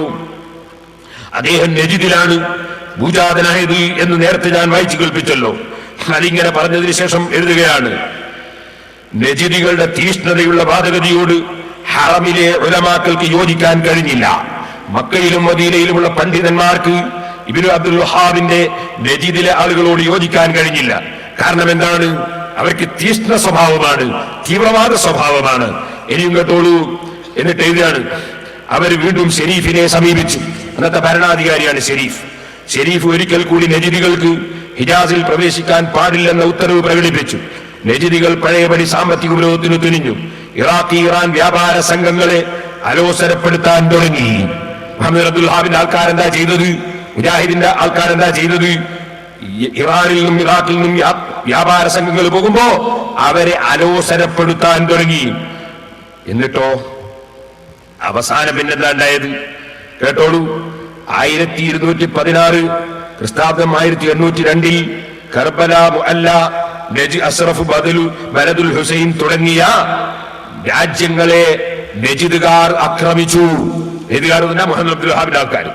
അവിടങ്ങളിലെ ധനങ്ങളും ഖജാനകളും രത്നങ്ങളുമെല്ലാം പിടിച്ചെടുത്ത് അവ പട്ടാളക്കാരുടെ ഇടയിൽ വിതരണം ചെയ്തു. ഖബറുകളുടെ മേൽ പടുത്തുയർത്തിയിരുന്ന എടുപ്പുകൾ പൊളിച്ചു നീക്കി. നിങ്ങൾ മനസ്സിലാക്കണം, മുസ്ലിമീങ്ങളുടെ നേതാക്കന്മാർ, ഔലിയാക്കളുടെ, സഹാബികളുടെ ഖബറിന്മേലുള്ള എടുപ്പുകൾ മുഹമ്മദ് അബ്ദുൽ വഹാബിന്റെ ആൾക്കാർ, നജിദുകാര് പൊളിച്ചു നീക്കി. എന്നിട്ട് പിന്നെ എന്ത് ചെയ്തു? കേട്ടോളൂ. ഈ മൊയ്ദ് മൗലവി, മുജാഹിദിന്റെ നേതാവായ ഈ മൊയ്ദ് മൗലവി തന്നെ ചരിത്രം എഴുതുകയാണ്. പരിപാവനമായ കഅബയിൽ ഉണ്ടായിരുന്ന വില പിടിച്ച എല്ലാ സാധനങ്ങളും, എവിടെ? പരിപാവനമായ കഅബയിൽ ഉണ്ടായിരുന്ന വില പിടിച്ച എല്ലാ സാധനങ്ങളും, രത്നങ്ങളും നാണ്യങ്ങളും അടക്കം ചെയ്ത ഭണ്ഡാരം അധീനപ്പെടുത്തി അവ പട്ടാളക്കാർക്ക് വീതിച്ചു കൊടുത്തു. ഖബറുകളുടെ മേൽ തുർക്കികളും മറ്റും നിർമ്മിച്ചിരുന്ന ഗോപുരങ്ങളും കുബ്ബകളും പൊളിച്ചു നീക്കി. മക്കയിൽ വന്നിട്ട് ചെയ്ത പണിയായി പറഞ്ഞത്. കഅബത്തിലുള്ള ഭണ്ഡാരം കയ്യിലാക്കി. എന്നിട്ട് മഖ്ബറൊക്കെ പൊളിച്ചു നീക്കി. ഇനിയും കേട്ടോളൂ. പിറ്റേ കൊല്ലം മദീന മുനവ്വറയും കൈവശപ്പെടുത്തി. അവിടെയും മക്കയിൽ ചെയ്ത പോലുള്ള പ്രവർത്തികൾ ചെയ്തു. ഖബറുകളിലെ കുബ്ബ പൊളിച്ചത് വലിയ എതിർപ്പിന് കാരണമായി. അങ്ങനെ മക്കയിലുള്ള ഖബറുകളും പൊളിച്ചു, മദീനയിലെ മക്ബറകളും പൊളിച്ചു, കഅബയിലുള്ള രത്നങ്ങൾ തട്ടിയെടുത്തു. മക്ബറയിൽ അതാ അവിടെ മദീനയിലെ മക്ബറയിലുള്ള എല്ലാ ഭണ്ഡാരങ്ങളും കൈവശപ്പെടുത്തി പണം കയ്യിലാക്കി. ഇതാണ് മുജാഹിദിന്റെ നേതാക്കന്മാർ ചെയ്ത പ്രവൃത്തിയെന്ന് ഞാൻ പറഞ്ഞതല്ല. മുജാഹിദിന്റെ നവോത്ഥാന നായകൻ എന്ന പേരിൽ അവരുടെ പുസ്തകങ്ങളിൽ മുഴുവനും പരിചയപ്പെടുത്തുന്ന ഈ മൊയ്ദ് മൗലവി എഴുതിയത് നിങ്ങൾക്ക് സ്ക്രീനിൽ വായിക്കാം സഹോദരന്മാരെ. ഇനിയും നിങ്ങളോട് പറയട്ടെ, പുസ്തകം എന്റെ കയ്യിലുണ്ട്, തീർന്നില്ല. മുജാഹിദിന്റെ നേതാവ് അതേ KC അബൂബക്കർ മൗലവി, അദ്ദേഹം നബീന നജിദിന്റെ ചരിത്രം എഴുതുകയാണ് അൽ ഇത്തിഹാദ് എന്ന മുജാഹിദ് പത്രത്തിൽ. അതിലെന്താ ഉള്ളത്? അതിലുള്ളത് കേട്ടോളൂ. 1801 ഏപ്രിൽ 30 10,000 വരുന്ന ഒരു വമ്പിച്ച വഹാബി സൈന്യം കർബല പട്ടണം വളഞ്ഞു. പട്ടണവാസികളിൽ ഒരു ഭാഗത്തെ അവർ കൊന്നുകളഞ്ഞു.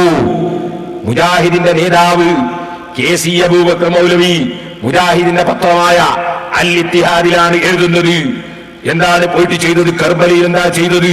ഇന്നവിടെ ജോർജ് ബുഷ് കർബലയുടെ പരിസരത്ത് ബോംബിടുന്നുണ്ടെങ്കിൽ അതിനു മുമ്പ് അവിടെയുള്ള മുസ്ലിങ്ങളെ കൊന്നൊടുക്കിയത് ഈ കക്ഷികളാണെന്ന് ഞാനല്ല എഴുതുന്നത്. മുജാഹിദിന്റെ നേതാവ് അതേ KC അബൂബക്കർ മൗലവി മുജാഹിദിന്റെ അൽ ഇത്തിഹാദ് പത്രത്തിൽ എഴുതുകയാണ്. കേട്ടോളൂ.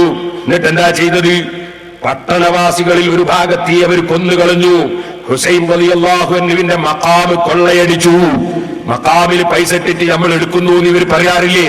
നമ്മൾ ആ പണം എടുത്തിട്ട് മദ്രസയിലെ ശമ്പളം കൊടുക്കാണ്, പള്ളിയിലെ ശമ്പളം കൊടുക്കാണ്, എത്തീം കുട്ടികൾക്ക് ഭക്ഷണം കൊടുക്കാണ്. മുജാഹിദീങ്ങൾ ചെയ്തതോ മഖാമിലെ സംഖ്യ കൊള്ളയടിച്ചു. എന്നിട്ടോ കേട്ടോളൂ, അവിടേക്ക് അനറബികളായ സന്ദർശകന്മാര് വഴിപാട് കൊടുത്തിരുന്ന എല്ലാ വില പിടിച്ച രത്നങ്ങളും മറ്റും അവർ ശേഖരിച്ചു. എന്നിട്ട് മുജാഹിദിന്റെ നേതാവ് KC അബൂബക്കർ മൗലവി എഴുതുന്നു, ഇതൊന്നും അവരുടെ ഹൃദയത്തിന് അസഹ്യമായി തോന്നിയില്ല. എന്തുകൊണ്ടെന്നാൽ അതിന്റെ കാരണം മനസ്സിലാക്കേണ്ടത്. എന്തുകൊണ്ടാണ് ഈ മുസ്ലിമീങ്ങളെ മക്ബറ കൊള്ളയടിച്ചിട്ട് എന്നിട്ട് കുറെ ആളെ മുസ്ലിമീങ്ങളെ കൊന്നിട്ട് ഇവർക്ക് ഒരു പ്രശ്നവും ഇല്ലാതിരിക്കാൻ എന്താ കാരണം? അതാണ് മനസ്സിലാക്കേണ്ടത്. അദ്ദേഹം എഴുതിയാണ്, എന്തുകൊണ്ടെന്നാൽ ഖബറിന് വഴിപാട് കൊടുക്കുന്ന അവരുടെ നേരെ അവർക്കുണ്ടായിരുന്ന വീക്ഷണഗതി കാഫിറുകളുടെ നേർക്കുണ്ടായിരുന്ന അതേ വീക്ഷണഗതി തന്നെയായിരുന്നു. അതായത് കാഫിർ എന്ന് സാധാരണ പറയാറുള്ളത് അവിശ്വാസികൾക്കാണ്, മുസ്ലിങ്ങൾ അല്ലാത്തവർക്കാണ്. മുസ്ലിങ്ങൾ അല്ലാത്തവരോടുള്ള അതേ വീക്ഷണഗതിയാണ് മുസ്ലിമീങ്ങളായ സുന്നികളോടും ഉണ്ടായത് എന്ന് പറയും. ഇപ്പൊ രണ്ടു കൂട്ടരെയും കൊല്ലണമെന്നാണ് ഈ കക്ഷികളുടെ ഗതി എന്നല്ലേ ഈ പറഞ്ഞതിന്റെ അർത്ഥം? ഇത് അറബി മലയാളത്തിലായതുകൊണ്ട് മുജാഹിദിന്റെ സമ്മേളനത്തിൽ പങ്കെടുക്കുന്ന അമുസ്ലിം നേതാക്കന്മാർക്ക് ഈ വിവരം അറിഞ്ഞിട്ടുണ്ടാവില്ല എന്നാണ് ഞാൻ മനസ്സിലാക്കുന്നത്. അതുകൊണ്ട് അവരും കൂടി ഇത് മനസ്സിലാക്കേണ്ടതാണ്. ഞാനിത് വെറുതെ പറയുകയാണോ? മുജാഹിദിന്റെ നേതാവ് KC അബൂബക്കർ മൗലവി എഴുതിയതല്ലേ ഇത്? ഇനിയും കേട്ടോളൂ, ഇവര് ഇസ്ലാമിനെ സംബന്ധിച്ച് ഇസ്ലാമിന്റെ നീതി പറയാൻ ഇവർക്ക് എവിടെയാണ് അവകാശം? ഇനിയും കേട്ടോളൂ. എന്നാൽ വഹാബികൾ ഈ അവസരം അസ്സലായി ഉപയോഗിച്ചു. അവര് വേഗം ഹിജാസിലേക്ക് കുതിക്കുകയും ഹറമൈനിയിൽ പ്രവേശിച്ച്, ഹറമൈനി വെച്ചാൽ മക്കയിൽ മദീനത്തുള്ള പള്ളി, ഹറമൈനിയിൽ പ്രവേശിച്ച് അവിടെ ഉണ്ടായിരുന്ന ഔലിയാക്കളുടെ ഖബറുകളും പള്ളിയുടെ പരിസരത്തുള്ള സ്ഥലത്തിലും ഹറമ് എന്ന് പറയും. അതാണ് ഔലിയാക്കളുടെ ഖബറുകൾ എന്ന് പറയാൻ കാരണം. അവിടെ ഉണ്ടായിരുന്ന ഔലിയാക്കളുടെ ഖബറുകളും മറ്റും പൊളിച്ച് അവിടെ ഉണ്ടായിരുന്ന രത്നങ്ങളും മറ്റും കൊള്ളയടിച്ച് പരസ്യമായി മാർക്കറ്റിൽ ലേലം ചെയ്ത് വിറ്റു. വെള്ളിക്കിനാദികളും വെള്ളിപ്പാത്രങ്ങളും വെള്ളി വിളക്കുകളും അവർ ഉരുക്കി വിറ്റ് അതിന്റെ വില പരിശുദ്ധ നാടിന്റെ സംരക്ഷകന്മാർക്ക് വീതിച്ചു കൊടുക്കുകയും ചെയ്തു. ഈ സംഭവം ഹിജ്റ 1220 ക്രിസ്താബ്ദം 1805 നടന്നത്. അടുത്ത വാചകം കേട്ടോളൂ. അലി റളിയല്ലാഹു അൻഹുവിന്റെ ഖബർ ആക്രമണം. പിന്നീട് വഹാബികൾ ഇറാഖിൽ അലി റളിയല്ലാഹു അൻഹുവിന്റെ യാറത്തിലേക്കാണ് തിരിച്ചത്. രാത്രി സമയത്ത് മുന്നറിവ് കൂടാതെയാണ് അക്രമം നടത്തിയതെങ്കിലും കാവൽ പോലീസിന്റെ ദൃഷ്ടിയിൽപ്പെട്ടതുകൊണ്ട് അവർ അട്ടഹസിച്ചു നാട്ടുകാരെ ഉണർത്തി. നാട്ടുകാരെല്ലാം ഒന്നായി ചേർന്നുകൊണ്ട് വഹാബികളെ ചെറുത്തു. അട്ടഹാസം ഉയർന്നപ്പോൾ ചുറ്റിലുമുള്ള അറാബികൾ ഉണർന്നു ഓടിയെത്തി വഹാബികളെ പിന്തുടർന്നു. അവർക്ക് നാശങ്ങൾ വരുത്തി. തന്നിമിത്തം വഹാബികൾ പരാജയത്തോടെ സമാവാ ഭാഗത്തേക്ക് കൂടി രക്ഷപ്പെട്ടു. ഇതാരെഴുതിയതാണ്? മർഹൂം EK ഉസ്താദ് എഴുതിയതല്ല, കണ്യത്ത് ഉസ്താദ് എഴുതിയതല്ല, ബഹുമാനപ്പെട്ട കാന്തപുരം ഉസ്താദോ അല്ലെങ്കിൽ താജുൽ ഉലമയോ എഴുതിയതല്ല. മുജാഹിദിന്റെ നേതാവായ KC അബൂബക്കർ മൗലവി അദ്ദേഹം അൽ ഇത്തിഹാദ് പത്രത്തിൽ എഴുതി നോക്കിയാണ് ഞാൻ വായിച്ചത്. ഇനി നിങ്ങൾ നോക്കൂ, മുജാഹിദ് സംസ്ഥാന സമ്മേളനം വയനാട്, ഇസ്ലാം നീതിക്ക് നന്മക്ക് സുവനീർ. ഈ സുവനീറിന്റെ തുടക്കം തന്നെ എന്താണ്? രണ്ടാം ഘട്ടം ഇതാ വയനാട്ടിൽ നിന്ന്. ഒന്നാം ഘട്ടം നിങ്ങൾ കേട്ടത്. രണ്ടാം ഘട്ടം ഇതാ വയനാട്ടിൽ നിന്ന്. കേട്ടോളെ, ചിലതൊക്കെ പൊളിച്ചും ചിലതിനെയൊക്കെ പൊള്ളിച്ചുമാണ് നവോത്ഥാനം യാഥാർത്ഥ്യമാവുക. വയനാട്ടിൽ ഇവരിവിടെ കൂടുന്നത് എന്തിനാണ്? പന്തലും കെട്ടിയിട്ട് നവോത്ഥാനം യാഥാർത്ഥ്യമാക്കാൻ. എങ്ങനെയാണ് നവോത്ഥാനം യാഥാർത്ഥ്യമാക്കൽ? ചിലതൊക്കെ പൊളിക്കുക. വയനാട്ടിൽ കുറെ മക്ബറകൾ പൊളിക്കേണ്ടതുണ്ട്, കുറെ പള്ളികൾ പൊളിക്കേണ്ടതുണ്ട്, കുറെ പള്ളികൾ കൈവശപ്പെടുത്തേണ്ടതുണ്ട്, കുറെ മുസ്ലിമീങ്ങളെ തീപ്പൊള്ളിക്കേണ്ടതുണ്ട്. ചിലപ്പോ മുസ്ലിമീങ്ങളെയും പൊള്ളിക്കും. അങ്ങനെ കുറെ ആളെ പൊള്ളിക്കേണ്ടതുണ്ട്. എവിടെ? നരകത്തിൽ വെച്ച്. നരകത്തുനിന്ന് തീപ്പൊള്ളിക്കാരല്ലേ പന്തല് കെട്ടിയിട്ട് 20 പേർക്ക് ഭക്ഷണം കൊടുത്തത്? സുബ്ഹാനല്ലാഹ്. അങ്ങനെ കുറെ ആളെ പൊള്ളിക്കാനും കുറെ പൊളിക്കാനും വേണ്ടി അതാണ് പരിപാടി. അവര് തന്നെ തുടക്കം എഴുതിയതാണ്. രണ്ടാം ഘട്ടം ഇതാ വയനാട്ടിൽ നിന്ന് തുടക്കത്തിലുള്ള വാചകമാണ്. നിങ്ങൾ ആലോചിച്ചു നോക്ക്. ഈ കക്ഷികൾ വന്ന് സാധാരണക്കാരെ തെറ്റിദ്ധരിപ്പിക്കുമ്പോൾ ഇവരുടെ വസ്തുത എന്താണെന്ന്, ചരിത്രം എന്താണെന്ന് വളരെ ആധികാരികമായി വളരെ വ്യക്തമായ ചരിത്ര യാഥാർത്ഥ്യങ്ങൾ മുന്നിൽ വെച്ചുകൊണ്ട് പറഞ്ഞു കൊടുക്കേണ്ടതില്ലേ സഹോദരന്മാരെ? അതിനുവേണ്ടിയാണ് ഈ പരിപാടി സംഘടിപ്പിച്ചത്. എന്റെ മുസ്ലിമീങ്ങളോട് ഞാൻ പറയും, സഹോദരന്മാരോട് പറയും, ഇതിവിടെ സംഘടിപ്പിച്ച ചെറുപ്പക്കാർ വളരെ കഠിനാധ്വാനം ചെയ്ത് സംഘടിപ്പിച്ചതാണ്. ഇതിന്റെ പ്രചരണത്തിനും ഈ പരിപാടി നടത്തുന്നതിനും ഒരുപാട് ആയിരങ്ങൾ ചെലവുണ്ട്. നമുക്ക് മുജാഹിദുകളെ പോലെ സക്കാത്ത് പിരിച്ചിട്ട് വാടക കൊടുത്തുകൂടാ, പലിശ തീരെ വാങ്ങിക്കൂടാ. ഇവര് ചെയ്ത പോലെ കൊള്ളയടിക്കാനോട്ട് പറ്റിയില്ല. പിന്നെ നമ്മൾ എന്ത് ചെയ്യണം? നമ്മൾ പിരിവെടുക്കലല്ലേ നമുക്ക് വകുപ്പ്. എല്ലാവരും നമ്മളെ വളണ്ടിയർമാര് മേടിച്ചു ധരിച്ചവരല്ലേ പോവാ. മേടിച്ചു ധരിച്ച വളണ്ടിയർമാര് വരുമ്പോ എല്ലാവരും കൂപ്പൻ വിതരണം ചെയ്യുമ്പോ കൂപ്പൻ വാങ്ങി പരമാവധി സഹായം കൊടുത്ത് സുന്നത്ത് ജമാഅത്ത് നിലനിർത്താൻ നമ്മൾ ഒറ്റക്കെട്ടായി പ്രവർത്തിക്കണമെന്ന് ഞാൻ എല്ലാ മുസ്ലിമീങ്ങളോടും വിനീതമായി അഭ്യർത്ഥിക്കുകയാണ്. ഇനി ഞാനിതൊക്കെ പറഞ്ഞിട്ട് നിങ്ങൾക്ക് വിഷമം വേണ്ട. ഇവരെ ചരിത്രങ്ങളൊക്കെ വിവരമുള്ള അമുസ്ലിം സഹോദരന്മാർക്കറിയാം. വിവരമുള്ള അമുസ്ലിം സഹോദരന്മാർക്കറിയാം. അതുകൊണ്ടാണ് ഇംഗ്ലീഷ് മലയാളം നിഘണ്ടു എഴുതിയത് C. മാധവൻ പിള്ള 1594 മാധവൻ പിള്ള. ആ മാധവൻ പിള്ള എഴുതിയ മലയാളം ഇംഗ്ലീഷ് മലയാളം നിഘണ്ടു NBS ആണത് പ്രസിദ്ധീകരിച്ചത്. അതിലെന്താ പറയുന്നത്? വഹാബി എന്ന് പറഞ്ഞാൽ ആരാണ്? മാധവൻ പിള്ള പറയുന്നത് നോക്കി വായിക്കാനാണ്. കേട്ടോളി, വഹാബി ഇംഗ്ലീഷിൽ WAHABI വഹാബി. അടുത്തത് WAHABEE മലയാളത്തിൽ ബ്രാക്കറ്റിൽ വഹാബി. ഒരു മുഹമ്മദീയ തീവ്രവാദി വിഭാഗം. C. മാധവൻ പിള്ള അദ്ദേഹത്തിന്റെ NBS പ്രസിദ്ധീകരിച്ച ഇംഗ്ലീഷ് മലയാളം നിഘണ്ടുവിൽ വഹാബി എന്ന് പറഞ്ഞാൽ ആരാണ് ഇത് അർത്ഥം വെച്ചതാ? അർത്ഥം വെച്ചത് ഒരു മുഹമ്മദീയ തീവ്രവാദി വിഭാഗം. അതിലെ അംഗം അബ്ദുൽ വഹാബ്. ഇബ്നു അബ്ദുൽ വഹാബ് 1691 1787 സ്ഥാപിച്ചത്. കണ്ടോ? അപ്പൊ വിവരമുള്ള അമുസ്ലിം സഹോദരന്മാർക്ക് ഇതറിയാം. നമ്മുടെ മുസ്ലിങ്ങളിൽ ചിലർക്ക് ഇത് മനസ്സിലാകുന്നില്ല. നിങ്ങൾ മനസ്സിലാക്കണം, വ്യക്തമായി മനസ്സിലാക്കണം. ഇതൊരു തീവ്രവാദി സംഘമാണ്. പിഴങ്ങോട് പള്ളി അവരാക്രമിച്ച് പിടിച്ചത് അവര് തന്നെ എഴുതിയതാണ്. ഈ സാധനം ഇവിടെ നമ്മുടെ കേരളത്തിൽ വയനാട്ടിൽ വളരണമോ വളരണ്ടയോ? ഇത് ചിന്തിക്കേണ്ട കാര്യമാണ്. അതുകൊണ്ട് ആ വസ്തുത നിങ്ങളെ ബോധ്യപ്പെടുത്താനാണ് ഈ പരിപാടി. നമ്മൾ ആരെയും ചീത്ത പറയരുത്, ആരെയും തെറി പറയരുത്, ആരെയും കുറ്റം പറയരുത്, ആലിമീങ്ങളെ ഗ്രൂപ്പ് തിരിച്ച് ചീത്ത പറയരുത്, തെറി പറയരുത്. സയ്യിദന്മാർ സാദാത്തുക്കൾ അതേത് പാർട്ടിയിലുള്ളവരാണെങ്കിലും ഇല്ലെങ്കിലും നബി കുടുംബത്തെ സ്നേഹിക്കണം, ബഹുമാനിക്കണം, ആദരിക്കണം. അത് സുന്നത്ത് ജമാഅത്തിന്റെ ആദർശമാണ് എന്ന് നമ്മൾ മനസ്സിലാക്കണം. പ്രായമുള്ളവരെ ബഹുമാനിക്കണം, കുട്ടികളോട് കാരുണ്യം കാണിക്കണം, ഭാര്യമാരോട് നീതി പുലർത്തണം, മക്കളോട് നീതി കാണിക്കണം, ബാപ്പയും ഉമ്മയും ആദരിക്കണം, സ്നേഹിക്കണം, അവരുടെ അനുസരിക്കണം. നാം നാട്ടിലുള്ള കാരണവന്മാരോട് കൂട്ടുചേർന്ന് നല്ല കാര്യങ്ങളിൽ നമ്മൾ സഹകരിച്ചു കൊടുക്കണം. സുന്നി വിദ്യാഭ്യാസ ബോർഡിന്റെ മദ്രസകൾ ഉണ്ടാകും. അത് നമ്മൾ പ്രവർത്തിച്ചു നടത്തുന്നു. നമ്മൾ തീവ്രവാദികളല്ല, ഭീകരവാദികളല്ല, നമ്മൾ സംഘടനാ സങ്കുചിതത്വമുള്ളവരല്ല. നമ്മൾ അല്ലാഹുവിന്റെ ദീൻ ഹഖായ നിലക്ക് ഖിയാമത്ത് നാൾ വരെ നിലനിൽക്കണം എന്ന് ആഗ്രഹിച്ച് അല്ലാഹുവിന് വേണ്ടി പ്രവർത്തിക്കുന്നവരാണ് എന്ന ബോധം വേണം. സുന്നികൾ പരസ്പരം ഭിന്നിച്ചു പോകരുത്. നാം ഐക്യത്തോടെ പ്രവർത്തിക്കണം. അതിനുവേണ്ടി പരമാവധി വിട്ടുവീഴ്ച ചെയ്യണം. അല്ലാഹു നമുക്ക് നല്ലതിന് തൗഫീഖ് നൽകുമാറാകട്ടെ.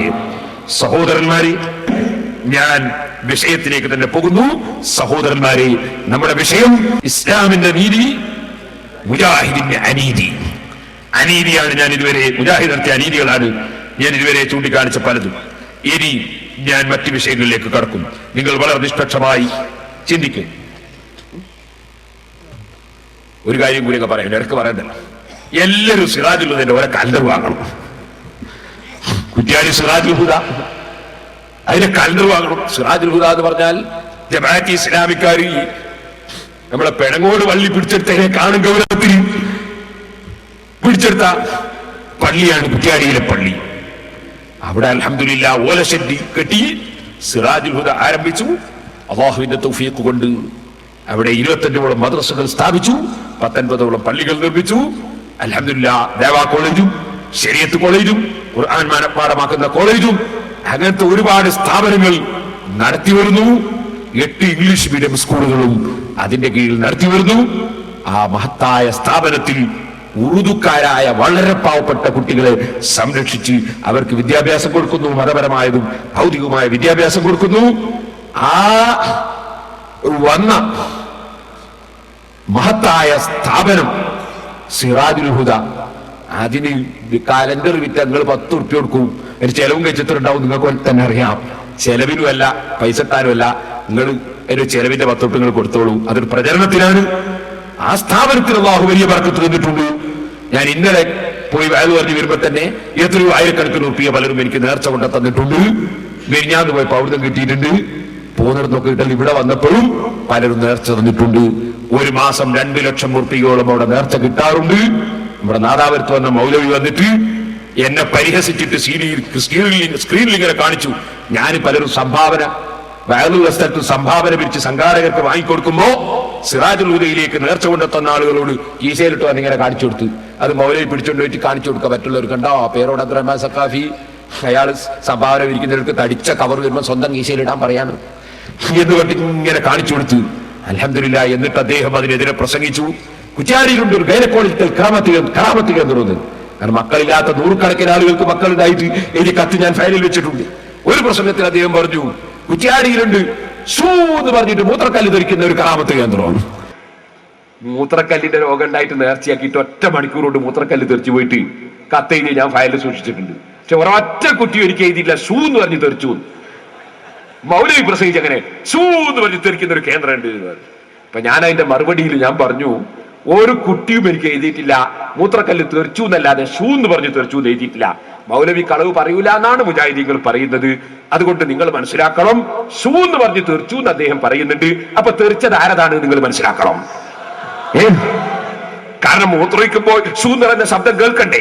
ഇയാൾക്ക് മറ്റുള്ളവരൊക്കെ മൂത്രയിക്കുമ്പോ അത് കേൾക്കാൻ പോരാ പണി. അപ്പൊ അയാൾ തന്നെയായിരിക്കുന്നല്ലേ അതിലൊരു ബുദ്ധിയുള്ളവൻ മനസ്സിലാക്കേണ്ടത്. ഏതായിരുന്നാലും അദ്ദേഹം അങ്ങനെ പ്രസംഗിച്ചത് കൊണ്ട് അൽഹംദുലില്ലാ ഇപ്പോൾ 3 ലക്ഷം ഉറുപ്പിക മാസത്തിൽ നേർച്ച സംഖ്യ കിട്ടുന്നുണ്ട്. അല്ലാഹു നിഅമത്ത് ചെയ്തിട്ടുണ്ട്, ബർക്കത്ത് ചെയ്തിട്ടുണ്ട്. ഞാനത് നിഷേധിക്കുന്നില്ല. അതിന്റെ കലണ്ടർ ഒന്ന് നിങ്ങൾ വാങ്ങണം എന്നേ ഞാൻ പറഞ്ഞിട്ടുള്ളൂ. സഹോദരന്മാരെ, വിഷയത്തിലേക്ക് പോകുന്നു. IPB കൗണ്ടറിൽ സുന്നി വോയിസ് ചേർക്കാനുള്ള സ്ലിപ്പുണ്ട്. നിങ്ങളൊക്കെ സുന്നി വോയിസിന് വരിക്കാരാകണം. സുന്നി വോയിസ് വെറും ഇന്നത്തെ പ്രസംഗം കേട്ട് പോയാൽ പോരാ, സുന്നി വോയിസ് വായിക്കണം. സുന്നി വോയിസ് പന്മള അബ്ദുൽ ഖാദിർ മുസ്ലിയാരെ പോലുള്ള വലിയ വലിയ പണ്ഡിതന്മാർ ചോദ്യത്തിന് മറുപടി പറയുന്നു, ലേഖനം എഴുതുന്നു. നിങ്ങൾ വായിക്കണം എന്നുകൂടി ഈ സമയത്ത് ഉണർത്തുന്നു. ഞാൻ സഹോദരന്മാരെ എന്റെ വിഷയത്തിലേക്ക് തന്നെ പോകുന്നു. സഹോദരന്മാർ ചിന്തിക്കണം. ഇവിടെ നിങ്ങൾ ആലോചിക്കുക, എന്താണ് ഏറ്റവും വലിയ അനീതി? മുജാഹിദുകൾ സമൂഹത്തോട് ചെയ്ത ഏറ്റവും വലിയ അനീതി എന്താണ്? അതിനെ സംബന്ധിച്ചാണ് ഇനി ഞാൻ ചർച്ച ചെയ്യുന്നത്. പള്ളി പിടിച്ചെടുത്തതും മഖ്ബറ പൊളിച്ചതും മഖ്ബറ കവർച്ച ചെയ്തതും ഒക്കെ അനീതിയാണ്. എന്നാൽ അതിനേക്കാളെല്ലാം വലിയ അനീതിയും അവർ ചെയ്തിട്ടുണ്ട്. ആ അനീതി എന്താണ്? സഹോദരന്മാരെ, നിങ്ങൾ മനസ്സിലാക്കണം.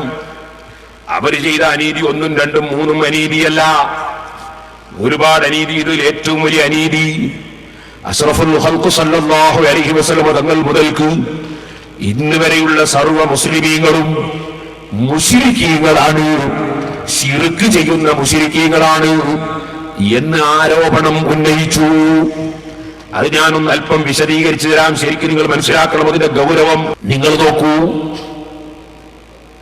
മഹാനായ സയ്യിദുനാ അബൂബക്കർ സിദ്ദീഖ് റളിയല്ലാഹു അൻഹു ഈ ഉമ്മത്തിലെന്നല്ല, ആദം നബി അലൈഹിസ്സലാത്തു വസ്സലാമിന്റെ കാലം മുതൽക്ക് ഈ സമുദായം വരെ ലോകത്ത് കഴിഞ്ഞുപോയ സർവ്വ സജ്ജനങ്ങളുടെയും നേതാവാണ് സയ്യിദുനാ അബൂബക്കർ സിദ്ദീഖ്. അമ്പിയാക്കളെ കഴിച്ചാൽ ഒന്നാം സ്ഥാനമാണ്. ആ സിദ്ദീഖ് റളിയല്ലാഹു അൻഹു മുഹമ്മദ് നബി സല്ലല്ലാഹു അലൈഹി വസല്ലം തങ്ങൾ വഫാത്തായപ്പോൾ നബി സല്ലല്ലാഹു അലൈഹി വസല്ലം തങ്ങളുടെ സമീപത്ത് ചെന്ന് മുഖത്ത് നിന്ന് തുണിയൊന്ന് നീക്കി, എന്നിട്ട് ആ മുഖമൊന്ന് ചുംബിച്ചു. കണ്ണിൽ നിന്ന് വെള്ളമൊഴുക്കിക്കൊണ്ട് പതാ മുഖമുയർത്തുന്നു. മുഖമുയർത്തുമ്പോൾ ചെയ്യുന്ന പണി എന്താണ്? സഹീഹുൽ ബുഖാരിയിൽ ഇമാം ബുഖാരി റളിയല്ലാഹു അൻഹു റിപ്പോർട്ട് ചെയ്യുന്നു, അവിടുത്തെ കണ്ണിൽ നിന്ന് വെള്ളമൊലിച്ച് ഇങ്ങനെ കരയുകയാണ്. കരഞ്ഞുകൊണ്ട് അവിടുന്ന് എന്താ പറയുന്നത്? അവിടുന്ന് വഫാത്തായി പോയ മുഹമ്മദ് റസൂലുള്ളാഹി സല്ലല്ലാഹു അലൈഹി വസല്ലം തങ്ങളെ വിളിക്കുകയാണ്. ശരിക്കും എന്റെ മാന്യ മുസ്ലിം സഹോദരന്മാർ മനസ്സിലാക്കണം, മരണപ്പെട്ടു പോയാൽ മഹാന്മാരെ വിളിക്കാമോ, പറയാമോ? വിളിച്ചുകൂടാ, പറഞ്ഞുകൂടാ എന്നല്ലേ മുജാഹിദുകൾ രണ്ട് കക്ഷികളും പറയുന്നത്. വിളിച്ചാലും പറഞ്ഞാലും മുശ്രിക്കാണെന്നല്ലേ വാദിക്കുന്നത്. എന്നാൽ പരിശുദ്ധ ഖുർആൻ കഴിഞ്ഞാൽ മുസ്ലിമീങ്ങൾ ഏറ്റവും പ്രമാണമുള്ള ഗ്രന്ഥമായി അംഗീകരിക്കുന്ന ബുഖാരിയിൽ ഉള്ള ഹദീസാണ് മുസ്ലിമീങ്ങളെ ഞാൻ പറയുന്നത്. ബുഖാരിയിൽ കാണാം, സിദ്ദീഖ് റളിയല്ലാഹു അൻഹു നേതാവിനെ വിളിക്കുകയാണ്. അന സയ്യിദു വൽദി ആദം എന്ന് ഹദീസിലെ, ഞാൻ ആദം സന്തതികളെ നേതാവാണ്. അനുയായികൾക്ക് വല്ല പ്രശ്നവും വന്നാൽ അവർ നേതാക്കളെയല്ലേ വിളിക്കുക? അനുയായികൾ ഒരു കാര്യം ഏറ്റെടുക്കാൻ പോകുമ്പോൾ നേതാക്കളോടല്ലേ സമ്മതം വാങ്ങുക? അനുയായികൾക്ക് ഒരു പ്രശ്നം വരുമ്പോൾ നേതാക്കളെയല്ലേ സമീപിക്കുക? സിദ്ദീഖ് റളിയല്ലാഹു അൻഹു മുസ്ലിങ്ങൾക്ക് നേതൃത്വം കൊടുക്കാൻ, ഭരണം ഏറ്റെടുക്കാൻ പോവുകയാണ്. അതിനു മുമ്പ് വഫാത്തായ നബി സല്ലല്ലാഹു അലൈഹി വസല്ലമ തങ്ങളുടെ പൊരുത്തവും അംഗീകാരവും സമ്മതവും വേണം. അതിന് വഫാത്തായ നബി സല്ലല്ലാഹു അലൈഹി വസല്ലമ തങ്ങളെ സമീപിച്ചുകൊണ്ട് നേതൃത്വം ഏറ്റെടുക്കുന്നതിന് മുമ്പ് നബി സല്ലല്ലാഹു അലൈഹി വസല്ലമ തങ്ങളുടെ സമീപത്ത് വന്നു അവിടുത്തെ മുഖമൊന്ന് ചുംബിച്ചതിന് ശേഷം അതാ കരഞ്ഞുകൊണ്ട് മുഖമുയർത്തുന്നു. ഉയർത്തുന്ന സമയത്ത് എന്താ ചെയ്യുന്നത്? നബി സല്ലല്ലാഹു അലൈഹി വസല്ലമ തങ്ങളെ വിളിക്കുന്നു, ബി അബീ അൻത വ ഉമ്മീ യാ നബിയല്ലാഹ്, എന്റെ ബാപ്പയെയും ഉമ്മയെയും ഓ നബിയേ അങ്ങേക്ക് സമർപ്പിക്കുന്നു. മുസ്ലിം സമുദായത്തിന് വഫാത്തിന്റെ ശേഷവും നബി സല്ലല്ലാഹു അലൈഹി വസല്ലം തങ്ങളെ വിളിക്കാം, പറയാം, അവിടുത്തേക്ക് സമർപ്പിക്കാം എന്നത് പഠിപ്പിക്കുകയാണ്. അതേ നബി തങ്ങളെ വിളിച്ചു പറയുന്നു, ബി അബീ അൻത വ ഉമ്മീ യാ നബിയല്ലാഹ്. എന്നിട്ട് എന്താ പറയുന്നത്? അതേ നബി സല്ലല്ലാഹു അലൈഹി വസല്ലം തങ്ങളോട് പറയുന്നു, ഓ നബിയേ എന്റെ ബാപ്പയെയും ഉമ്മയെയും അങ്ങേക്ക് സമർപ്പിക്കുന്നു നബിയേ. ഇന്നല്ലാഹ ലാ യജ്മഉ അലൈക മൗതതൈനി അമ്മൽ മൗതതു അല്ലതി കുതിബത് അലൈക ഫഖദ് മുത്തഹാബ്. അങ്ങേക്ക് രണ്ട് മരണം അല്ലാഹ് സംഘടിപ്പിക്കൂല നബിയേ. അങ്ങേക്ക് കണക്കാക്കപ്പെട്ട മൗത്ത് തങ്ങൾ മൗത്തായി കഴിഞ്ഞു നബിയേ. ജീവിതകാലത്ത് സംസാരിക്കും പോലെ തന്നെ സംസാരിക്കുകയാണ്. വീണ്ടും പറയുന്നു, ഉദ്കുർന. സഹോദരന്മാർ മനസ്സിലാക്കണം, ഇത്രയും സഹീഹുൽ ബുഖാരിയിലുള്ളതാണെങ്കിൽ ഇമാം ഗസാലി റളിയല്ലാഹു അൻഹു ഇഹിയയിൽ രേഖപ്പെടുത്തുന്നു. അതിന്റെ പുറമെ സിദ്ദീഖ് റളിയല്ലാഹു അൻഹു ഇങ്ങനെയും കൂടി പറഞ്ഞു, ഉദ്കുർന ഇൻദ റബ്ബിക, അങ്ങയുടെ റബ്ബിന്റെ അടുക്കൽ ഞങ്ങളുടെ കാര്യം തങ്ങൾ പറയണേ നബിയേ. വഫാത്തായ നബി സല്ലല്ലാഹു അലൈഹി വസല്ലം തങ്ങളെ വിളിച്ച് ബഹുമാനപ്പെട്ട സിദ്ദീഖ് റളിയല്ലാഹു അൻഹു ഇസ്തിഗാസ ചെയ്യുകയാണ്, സഹായം തേടുകയാണ്. ഉദ്കുർനാ ഇൻദ റബ്ബിക, അങ്ങയുടെ റബ്ബിന്റെ അടുക്കൽ ഞങ്ങളുടെ കാര്യം തങ്ങൾ പറയണേ നബിയേ. വൽനകുൻ ബിബാലിക, തങ്ങളുടെ മനസ്സിൽ ഞങ്ങൾ എപ്പോഴും ഉണ്ടാകണേ നബിയേ.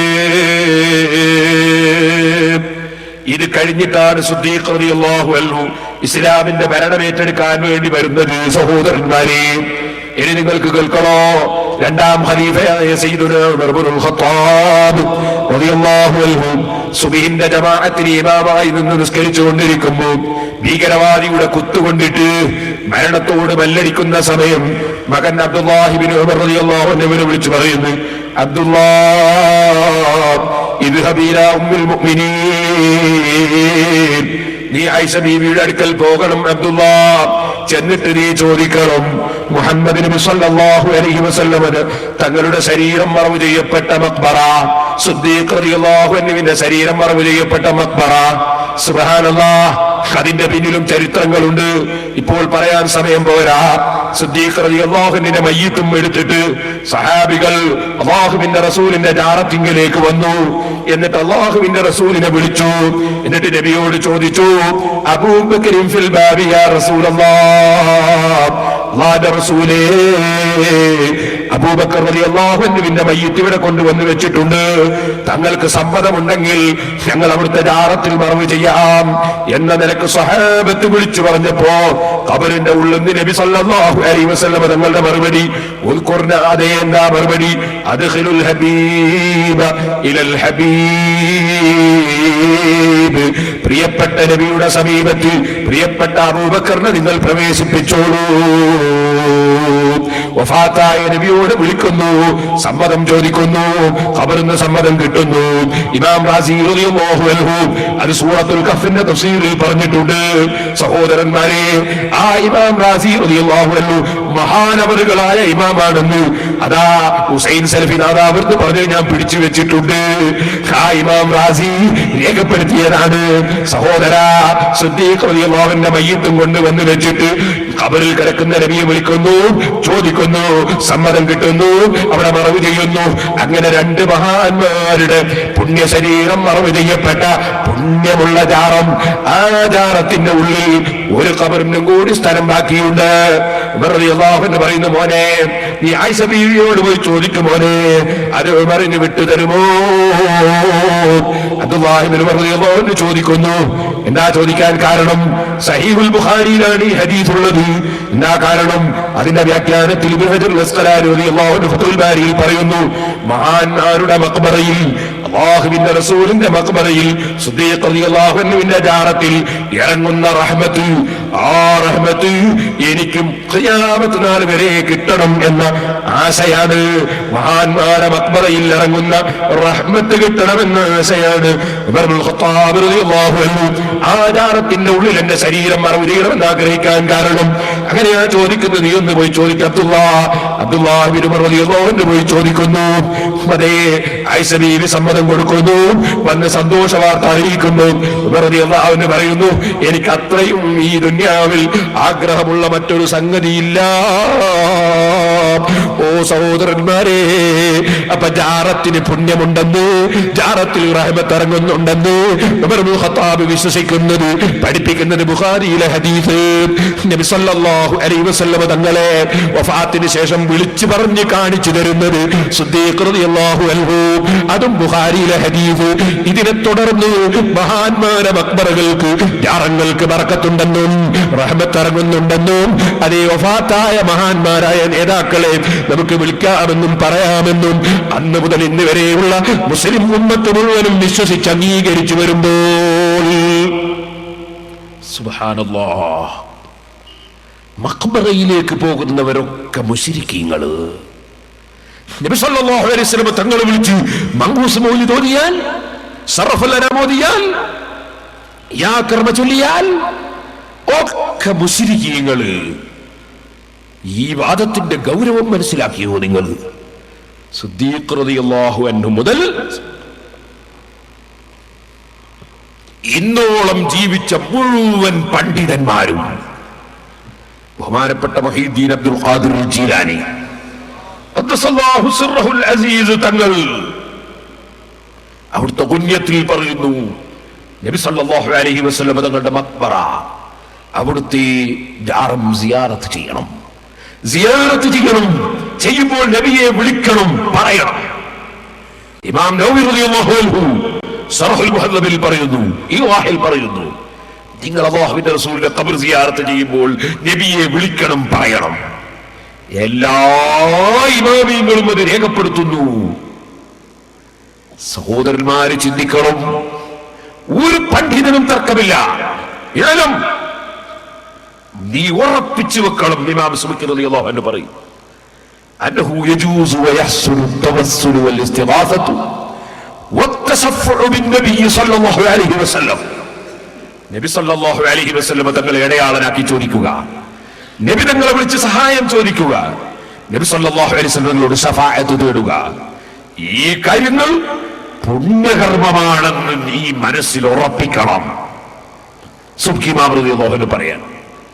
എന്നിട്ട് അവിടുന്ന് പറയുന്നു, വജവാസുഹു വഹുസ്നുഹു മിനൽ ഉമൂരിൽ മഅലൂമത്തി ലികുല്ലി ദീ ദീൻ المعروفة من فعل الأنبياء والمرسلين وسير السلف الصالحين من العلماء والعوام من المسلمين.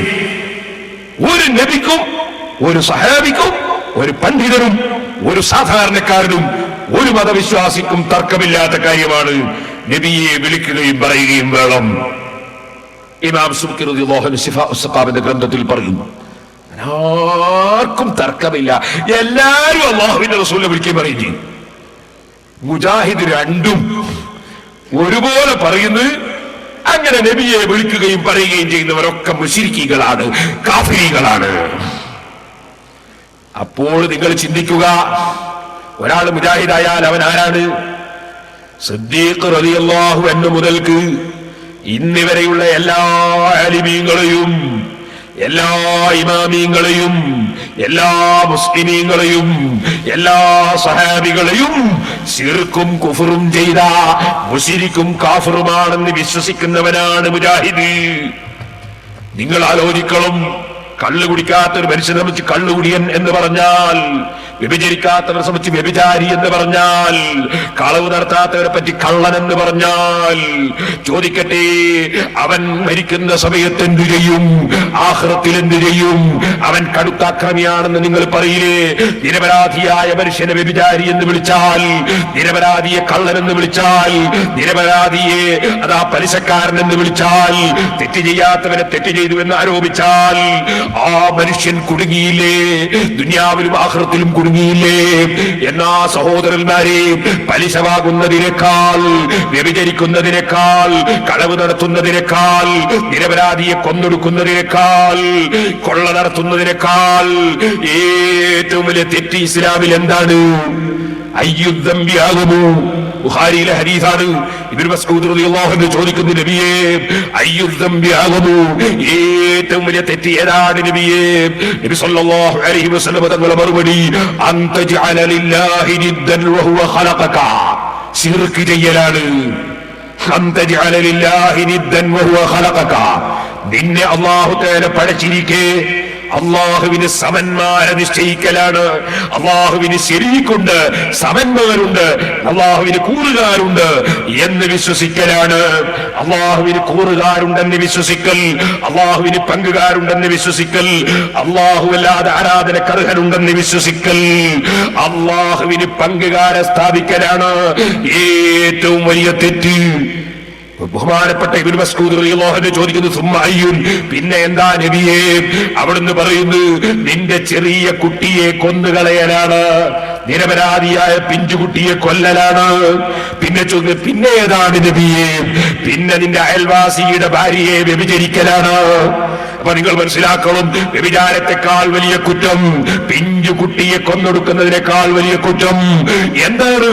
അത് നബി സല്ലല്ലാഹു അലൈഹി വസല്ലം പഠിപ്പിക്കുന്നത്, അള്ളാഹുവിന് കൂറുകാരുണ്ട്, അള്ളാഹുവിന് പങ്കുകാരുണ്ടെന്ന് വിശ്വസിക്കലാണ്, അള്ളാഹുവിന് ശിർക്ക് ചെയ്യലാണ്. അതാണ് ഏറ്റവും വലിയ കുറ്റം, ഏറ്റവും വലിയ തെറ്റ്. അതാര് ചെയ്തു എന്നാ പറയുന്നത്? ഇവര് മുജാഹിദീങ്ങൾ പറയുന്നത് ആ കുറ്റം ആര് ചെയ്തു എന്നാ? ഇമാം നവവി ശിർക്ക് ചെയ്തു എന്നല്ലേ പറയുന്നത്? ബഹുമാനപ്പെട്ട മുഹീദ്ദീൻ ശൈഖ് ശിർക്ക് ചെയ്തു എന്നല്ലേ പറയുന്നത്?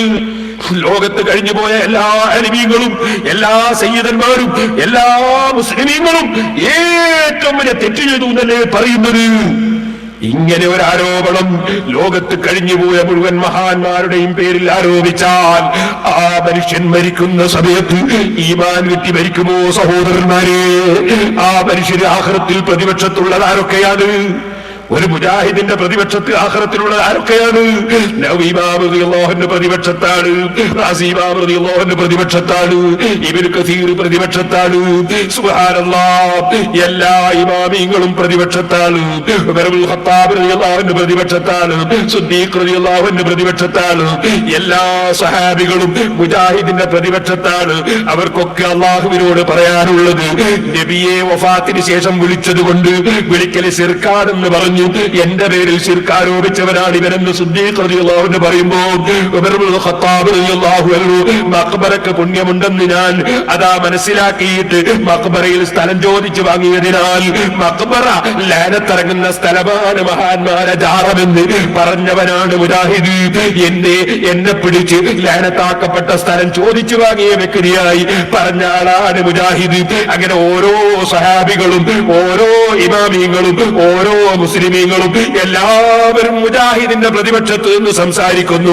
അള്ളാഹുവോട് പറയുന്നു, ഇവനാണ് ഞങ്ങളെ പ്രതി, ഞങ്ങളെ മുശ്രിക്കാക്കിയവനാണ് ഇവൻ, ഞങ്ങളെ ശിർക്ക് ചെയ്തവനെന്ന് പറഞ്ഞവനാണ് ഇവൻ, ഞങ്ങളെ കഫറാണെന്ന് പറഞ്ഞവനാണ് ഇവൻ എന്ന് ഓരോ മഹാന്മാരും പറയുമ്പോ മുജാഹിദിൽ പെട്ടുപോയ സാധാരണക്കാരാ ഇതിന്റെ ഗൗരവം മനസ്സിലാക്കാതെയാണ് ഈ ഒരു പരിഷ്കാരം എന്ന നിലക്ക് മുജാഹിദിൽ പോയി പെട്ടതെങ്കിൽ ഇന്ന് തന്നെ തൗബ ചെയ്തോ, ഇന്ന് തന്നെ മടങ്ങിക്കോ. അവിടെ വെച്ച് കൈകടിച്ചിട്ട് കാര്യമില്ല. ഇനി ഞാനത് നിങ്ങൾക്കതാ വ്യക്തമായി ഓരോന്നോരോന്ന് തെളിയിക്കുന്നു, കേട്ടോളൂ. ഇത് കണ്ടോ നിങ്ങൾ? 971 നവംബറിലെ മുജാഹിദിന്റെ സൽസബിയിൽ ഇതിലെന്താ പറയുന്നത്? ഇതിൽ പറയുന്നത് സുബ്ഹാനല്ലാഹ്, ഇതിലൊരു സ്ഥലത്ത് പറയുകയാണ്. എന്താ പറയുന്നത്? ഇതിൽ പറയുന്നു, ഇഹ്യാ ഉലൂമുദ്ദീൻ എന്ന കിതാബ് ആരുടേതാണ്? അദ്ദേഹം ഖുറാഫിയോ മുജാഹിദോ? ഗസാലി ഇമാമിനെ പറ്റിയുള്ള ഒരു ചോദ്യമാണ്. ഉമർ മൗലവിന്റെ മറുപടി, ഇമാം ഗസാലിയാണ് ഗ്രന്ഥകർത്താവ്, അദ്ദേഹം മുജാഹിദാണ്. ഗസാലി ഇമാം മുജാഹിദാണ്. അടുത്ത വാചകം കേട്ടോളെ, അടുത്ത വാചകം. പക്ഷേ ആ കിതാബിൽ ചില ഖുറാഫാത്തുകൾ കാണുന്നുണ്ട്. ഗസാലി ഇമാം മുജാഹിദ്, മൂപ്പര കിതാബിൽ ഖുറാഫാത്ത് ഉണ്ട് കാണും. നിങ്ങളൊന്ന് ആലോചിച്ചു നോക്ക്. അപ്പൊ ഗസാലി ഇമാമിന്റെ കിതാബിൽ ഉള്ളത് എന്താണ്? നബി സല്ലല്ലാഹു അലൈഹി വസല്ലം വിളിക്കാൻ പറയണമെന്നുള്ളത്. അപ്പൊ ഖുറാഫാത്ത്. ഗസാലി ഇമാമിനെ തള്ളിപ്പറയുമ്പോൾ ആൾക്കാർക്ക് തോന്നൂല വളരെ മോശമായി പോയി. അതുകൊണ്ട് ഗസാലി ഇമാം മുജാഹിദാണ്, പക്ഷെ മൂപ്പര കിതാബിലൊക്കെ ഖുറാഫാത്താണ് എന്നാ മറുപടി. എന്നാൽ ഇതിൽ തന്നെ വേറൊരു ചോദ്യം. എന്താ? വിഗ്രഹത്തിന് സുജൂദ് ചെയ്യുന്നതിനെ സംബന്ധിച്ച് എന്റെ മറുപടി എന്താണ്? നെറ്റിത്തടം ഭൂമിയിൽ വെച്ചുകൊണ്ട് സുജൂദിന്റെ രൂപത്തിൽ കിടക്കുന്നത് കണ്ടാൽ, ഇങ്ങനെ ഒരാൾ വിഗ്രഹത്തിന്റെ അടുക്കൽ നെറ്റിത്തടം ഭൂമിയിൽ വെച്ചുകൊണ്ട് സുജൂദിന്റെ രൂപത്തിൽ കിടക്കുന്നത് കണ്ടാൽ അയാൾ മുശ്രിക്കാണെന്ന് പെട്ടെന്ന് പറയരുത്. വിഗ്രഹത്തിന് സുജൂദ് ചെയ്യുന്നത്, സുജൂദിന്റെ രൂപത്തിൽ വിഗ്രഹത്തിന്റെ മുമ്പിൽ കിടക്കുന്നത് കണ്ടാൽ പെട്ടെന്ന് പറയുന്നു സുജൂദിന്റെ രൂപത്തിൽ കിടക്കേ, സുജൂദിന്റെ രൂപത്തിൽ കുമ്പടലല്ലേ കിടക്കല. അവന് മൗലവിമാർ പറഞ്ഞ അങ്ങനെ ഉണ്ടാകുക. ഇരിക്കട്ടെ. എന്നിട്ട് എന്താ പറഞ്ഞത്? വിഗ്രഹത്തിന് മുമ്പിൽ സുജൂദ് ചെയ്യുന്നത് കണ്ടാൽ എന്ത് ചെയ്യരുത്? മുശ്രിക്കാണെന്ന് പെട്ടെന്ന് പറയും. നേരെ ഇപ്പുറത്തെ പേജിൽ എന്താ പറയുന്നത്? എന്നാൽ നബിയുടെ പൊരുത്തം ആഗ്രഹിച്ചുകൊണ്ട് മൗലൂദ് ഓതുക എന്ന ഇബാദത്ത് ചെയ്താൽ കാഫിറാകും. നബിയുടെ പൊരുത്തം ആഗ്രഹിച്ച് മൗലൂദ് ഓതിയാൽ കാഫിറാകും. വിഗ്രഹത്തിന് മുമ്പിൽ സുജൂദ് ആയിട്ട് കിടക്കുന്നത് കണ്ടാലോ മുശ്രിക്കാണെന്ന് പറയരുത്. ഈ ആശയം പറയുന്ന മുജാഹിദ് സഹോദരന്മാരെ, നിങ്ങൾ മനസ്സിലാക്കണം. നിങ്ങൾക്ക് ഞാൻ കേൾപ്പിക്കാൻ പോവുകയാണ്. എല്ലാ കക്ഷികളെയും മുശ്രിക്കും കാഫിറുമാക്കിയിട്ടങ്ങ് ചിത്രീകരിച്ചു. എല്ലാരും മുശ്രിക്ക് കാഫിർ എന്ന് പറഞ്ഞു. എത്ര ഗൗരവമുള്ളതാണ് ആ വാദം എന്ന് നിങ്ങൾ നെഞ്ഞത്ത് കൈവച്ചും ചിന്തിച്ചു നോക്ക്. ഞാൻ നിങ്ങൾക്ക് കേൾപ്പിക്കാം. നമ്മളെ ഇവിടെ വയനാട്ടിൽ സമ്മേളനം നടത്തിയത് അബ്ദുസ്സലാം സുല്ലമിയുടെ, ഹുസൈൻ മടവൂരിന്റെ, അങ്ങനെയുള്ള മുജാഹിദുകളുടെ പാർട്ടിയാണ്. ചങ്ങരംകുളത്ത് സമ്മേളനം നടത്തിയത് മുജാഹിദിന്റെ മറ്റേ പാർട്ടിയാണ്, അതായത് AP അബ്ദുൽ ഖാദർ മൗലവിയുടെ പാർട്ടിയാണ്. രണ്ട് പാർട്ടിക്കും തർക്കമില്ലാത്ത വിഷയമാണ് നമ്മൾ മുശ്രിക്കാണ് കാഫറാണ് എന്നുള്ളത്. രണ്ടുകൂട്ടരും പറയും. അവർ തമ്മിലൊരു തർക്കമുണ്ട്. അതെന്താണ്? AP അബ്ദുൽ ഖാദർ മൗലവിന്റെ ആൾക്കാർ മുശ്രിക്കാണ് എന്ന് മടവൂരിന്റെ ആൾക്കാർ പറയുന്നു, മടവൂരിന്റെ ആൾക്കാർ മുശ്രിക്കാണ് എന്ന് AP അബ്ദുൽ ഖാദർ മൗലവിന്റെ ആൾക്കാരും പറയും. അതിന് സാധാ കുറച്ച് കേൾപ്പിനെ കേൾപ്പിച്ചു അങ്ങോട്ടും ഇങ്ങോട്ടും കാഫറാക്കുന്നത്. തിന്നു മക്കളെ തന്നെ തിന്നുക. അത് ഞാൻ വേറെ കൽപ്പിക്കുന്നുണ്ട്.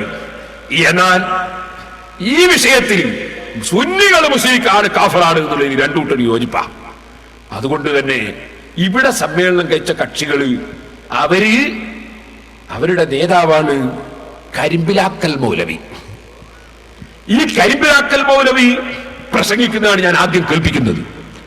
അയാൾ പറയുന്നത് അബ്ദുസ്സലാം സുല്ലമി എന്ന മടവൂർ ഗ്രൂപ്പിന്റെ ടോപ്പ് നേതാവ് അദ്ദേഹത്തിന്റെ പ്രസംഗം കേട്ട്, CD കേട്ട്, അതുപോലെ പുസ്തകം വായിച്ച് മനസ്സിലാക്കിയിട്ട് നോട്ട് എഴുതിയെടുത്തിട്ട് പ്രസംഗിക്കുന്ന ആളാണ് നാദാപുരത്ത് വന്ന് പാട്ട് പാടുന്ന ഹുസൈൻ സലഫി. ഹുസൈൻ സലഫി മറ്റേ പക്ഷത്താ, പക്ഷെ അദ്ദേഹത്തിന്റെ ഉസ്താദും അദ്ദേഹം സർവ്വ പ്രസംഗവും നടത്തുന്നത് ഈ മടവൂർ ഗ്രൂപ്പിന്റെ നേതാവ് പഠിപ്പിച്ചു കൊടുത്തതനുസരിച്ചാണ് എന്ന് പറയും. അപ്പോ നാദാപുരത്ത് വരുന്ന സലഫിയും ഇവരും രണ്ടും കക്ഷികളും ആശയങ്ങളും ഒന്നാണ് എന്ന് നിങ്ങൾ മനസ്സിലാക്കണം. അതുകൊണ്ട് അത് ആദ്യം തെളിയിക്കാൻ വേണ്ടി അത് ഞാൻ കേൾപ്പിക്കുന്നത്. കാരണം ഞാൻ ഇനി നാദാപുരത്ത് വന്ന് പ്രസംഗിച്ച മൗലവീനെ കുറച്ച് ഇവിടുന്നും കുറച്ച് അയാളെ പൊരിക്കേണ്ടതുണ്ട്. അപ്പോ അയാളെന്തിനാ ഇവിടെ കൊണ്ടുവന്നു ചോദിക്കണ്ട, അതിനു വേണ്ടിയാണ് അതിന്റെ തെളിവ്. ആദ്യം പറയും രണ്ടും ഒരേ ആശയമാണ് എന്നത് നിങ്ങൾ മനസ്സിലാക്കാനാണ് ആദ്യം അത് കേൾപ്പിക്കുന്നത്. ഒന്ന് വെച്ചു കൊടുത്താ മോനെ. ഹുസൈൻ സലഫി അദ്ദേഹം വലിയ പണ്ഡിതനാണ്, ഒരുപാട് സേവനം ചെയ്യുന്നുണ്ട്. അബ്ദുസ്സലാം സുല്ലമി എഴുതി വെച്ചിരിക്കുന്ന എല്ലാ പുസ്തകങ്ങളും അദ്ദേഹം പൂർണ്ണമായി വായിച്ചിട്ടുണ്ട്. അതുകൊണ്ട് അതിലെ വിഷയക്രമത്തിൽ അദ്ദേഹം എല്ലാ വിഷയങ്ങളും അവതരിപ്പിക്കാറുണ്ട്. അതിലൊന്നും ഒരു മാറ്റവും വന്നിട്ടില്ല. അബ്ദുസ്സലാം സുല്ലമി എഴുതിയതും അദ്ദേഹം പ്രസംഗിക്കുന്നതും ഒരേ നോട്ട്സ്, ഒരേ പുസ്തകം, ഒരേ ക്രമം. അതിലെ വിഷയക്രമത്തിൽ ഓരോ സംഗതികളും അദ്ദേഹം അവതരിപ്പിച്ചുകൊണ്ടിരിക്കുന്നുണ്ട്. അബ്ദുസ്സലാം സുല്ലമിക്ക് ഒരുപക്ഷെ അദ്ദേഹത്തെ പോലെ അത്ര സ്ഫുടമായി സംസാരിക്കാൻ പറ്റിക്കൊള്ളുന്നില്ല. മനസ്സിലായില്ലേ? അപ്പൊ അബ്ദുസ്സലാം സുല്ലമിയുടെ നോട്ട്സുകളാണ് ഇവര് പ്രചരിപ്പിക്കുന്ന ഈ ഹുസൈൻ സലഫി പ്രസംഗിക്കുന്നത് എന്ന് പറഞ്ഞല്ലോ. ആ അബ്ദുസ്സലാം സുല്ലമിയുടെ പാർട്ടിക്കാരായ വയനാട്ടിൽ വന്ന് സമ്മേളനം കഴിച്ച കക്ഷികൾ ഇറക്കിയതാണിത്. ഇസ്ലാഹി പ്രസ്ഥാനം എന്ന ഈ ലഘുലേഖ നമ്പർ 6 മുജാഹിദ് സംസ്ഥാന സമ്മേളനം വയനാട്. ഇതിലെന്താ പറയുന്നത്? ഇതിൽ ആദ്യം തന്നെ പറയുന്ന ചില വാചകങ്ങൾ കണ്ടോ നിങ്ങൾ? അഭൗതികമായ ആഗ്രഹ സഫലീകരണത്തിന് അല്ലാഹുവല്ലാത്തവരെ ആശ്രയിക്കുന്നതിൽ ഒട്ടും അനൗചിത്യം ദർശിക്കാത്ത പണ്ഡിതന്മാർ ശവകുടീര വ്യവസായത്തെ സ്ഥിരമായി നിലനിർത്തുകയും ജനങ്ങളെ നിരന്തരം ശിർക്കിലേക്ക് തള്ളിവിടുകയും ചെയ്യുന്നു. ശവകുടീര വ്യവസായം ആരെപ്പറ്റിയാണ് ഈ ശവകുടീരം എന്ന് പറഞ്ഞത്? ശവം എന്ന് പറഞ്ഞ ആരെപ്പറ്റിയാ? അമ്പിയാക്കളുടെയും ഔലിയാക്കളുടെയും മക്ബറ. അതിനാണ് ശവകുടീരം എന്ന് പറഞ്ഞത്. അമ്പിയാക്കളും ഔലിയാക്കളൊക്കെ ശവങ്ങളാണോ? വയനാട്ടിൽ വന്ന മുജാഹിദിന്റെ മൗലിമാരോട് ഞാൻ ചോദിക്കുന്നു, നിങ്ങൾ മരിച്ചിട്ട് നിങ്ങളെ മയ്യത്ത് കൊണ്ടുപോകുമ്പോ അതാ അബ്ദുസ്സലാം സുല്ലമിന്റെ ശവം കൊണ്ടുപോകുന്നു, അതേ കരിമ്പിലാക്കലിന്റെ ശവം കൊണ്ടുപോകുന്നു, മണവൂരിന്റെ ശവം കൊണ്ടുപോകുന്നു എന്ന് മുസ്ലിമീങ്ങൾ പറഞ്ഞാൽ നിങ്ങൾക്ക് വലിയ സന്തോഷം ഉണ്ടാവൂ മൗലിമാരെ? ഞങ്ങളെ നേതാക്കളായ അമ്പിയാക്കളുടെയും ഔലിയാക്കളുടെയും മക്ബറകളെ സംബന്ധിച്ച് ശവകുടീരം എന്നല്ലേ നിങ്ങൾ പറയുന്നത്? അമ്പിയാക്കളെ നിങ്ങൾ ശവം എന്നല്ലേ വിളിക്കുന്നത്? ഈ വിളിക്കുന്ന നിങ്ങളെ ഇത് കണ്ടിട്ടല്ലേ ഹുസൈൻ സലഫി അതാ ദുബായിൽ നിന്നും പ്രസംഗിക്കുന്ന സമയത്ത് അതാ നബി സല്ലല്ലാഹു അലൈഹി വസല്ലം തങ്ങളുടെ ജാറത്തെ സംബന്ധിച്ചും അമ്പിയാക്കളെ ജാറത്തെ സംബന്ധിച്ചും ശവകുടീരം എന്ന് നബി തങ്ങളെ ശവം എന്ന് വിളിച്ചത് ഈ അബ്ദുസ്സലാം സുല്ലമിയുടെ നോട്ട് നോക്കി പഠിച്ചത് കൊണ്ടല്ലേ? എന്നാ സഹോദരന്മാരെ നിങ്ങൾ മനസ്സിലാക്കുക, ഈ ശവകുടീരം എന്ന് അമ്പിയാക്കളെ മക്ബറെ സംബന്ധിച്ച് പറയുന്ന ഈ മുജാഹിദ്, ആ മുജാഹിദ് എന്താണ് പറയുന്നത്? അമ്പിയാക്കളൊക്കെ ശവം, ഔലിയാക്കള് ശവം. എന്നാൽ അവർ വല്ലാതെ ബഹുമാനിക്കുന്ന ഒരു കക്ഷിയുണ്ട്. അതാരാ? അബൂജഹല്. മൗലവിമാര് വല്ലാതെ ബഹുമാനിക്കുന്ന ആൾ അബൂജഹല്. അബൂജഹലിനെ ബഹുമാനിച്ചിട്ട് അബ്ദുസ്സലാം സുല്ലമിയുടെ നോട്ട് നോക്കി പ്രസംഗിക്കുന്ന മൗലവി നാദാപുരത്തുനിന്ന് പ്രസംഗത്തിന്റെ ഇടക്കിടക്ക് അബൂജഹലിന്റെ ബഹുമാനം പറഞ്ഞത് കൂട്ടി നിങ്ങൾക്ക് അങ്ങ് കേൾപ്പിച്ചു തരാം.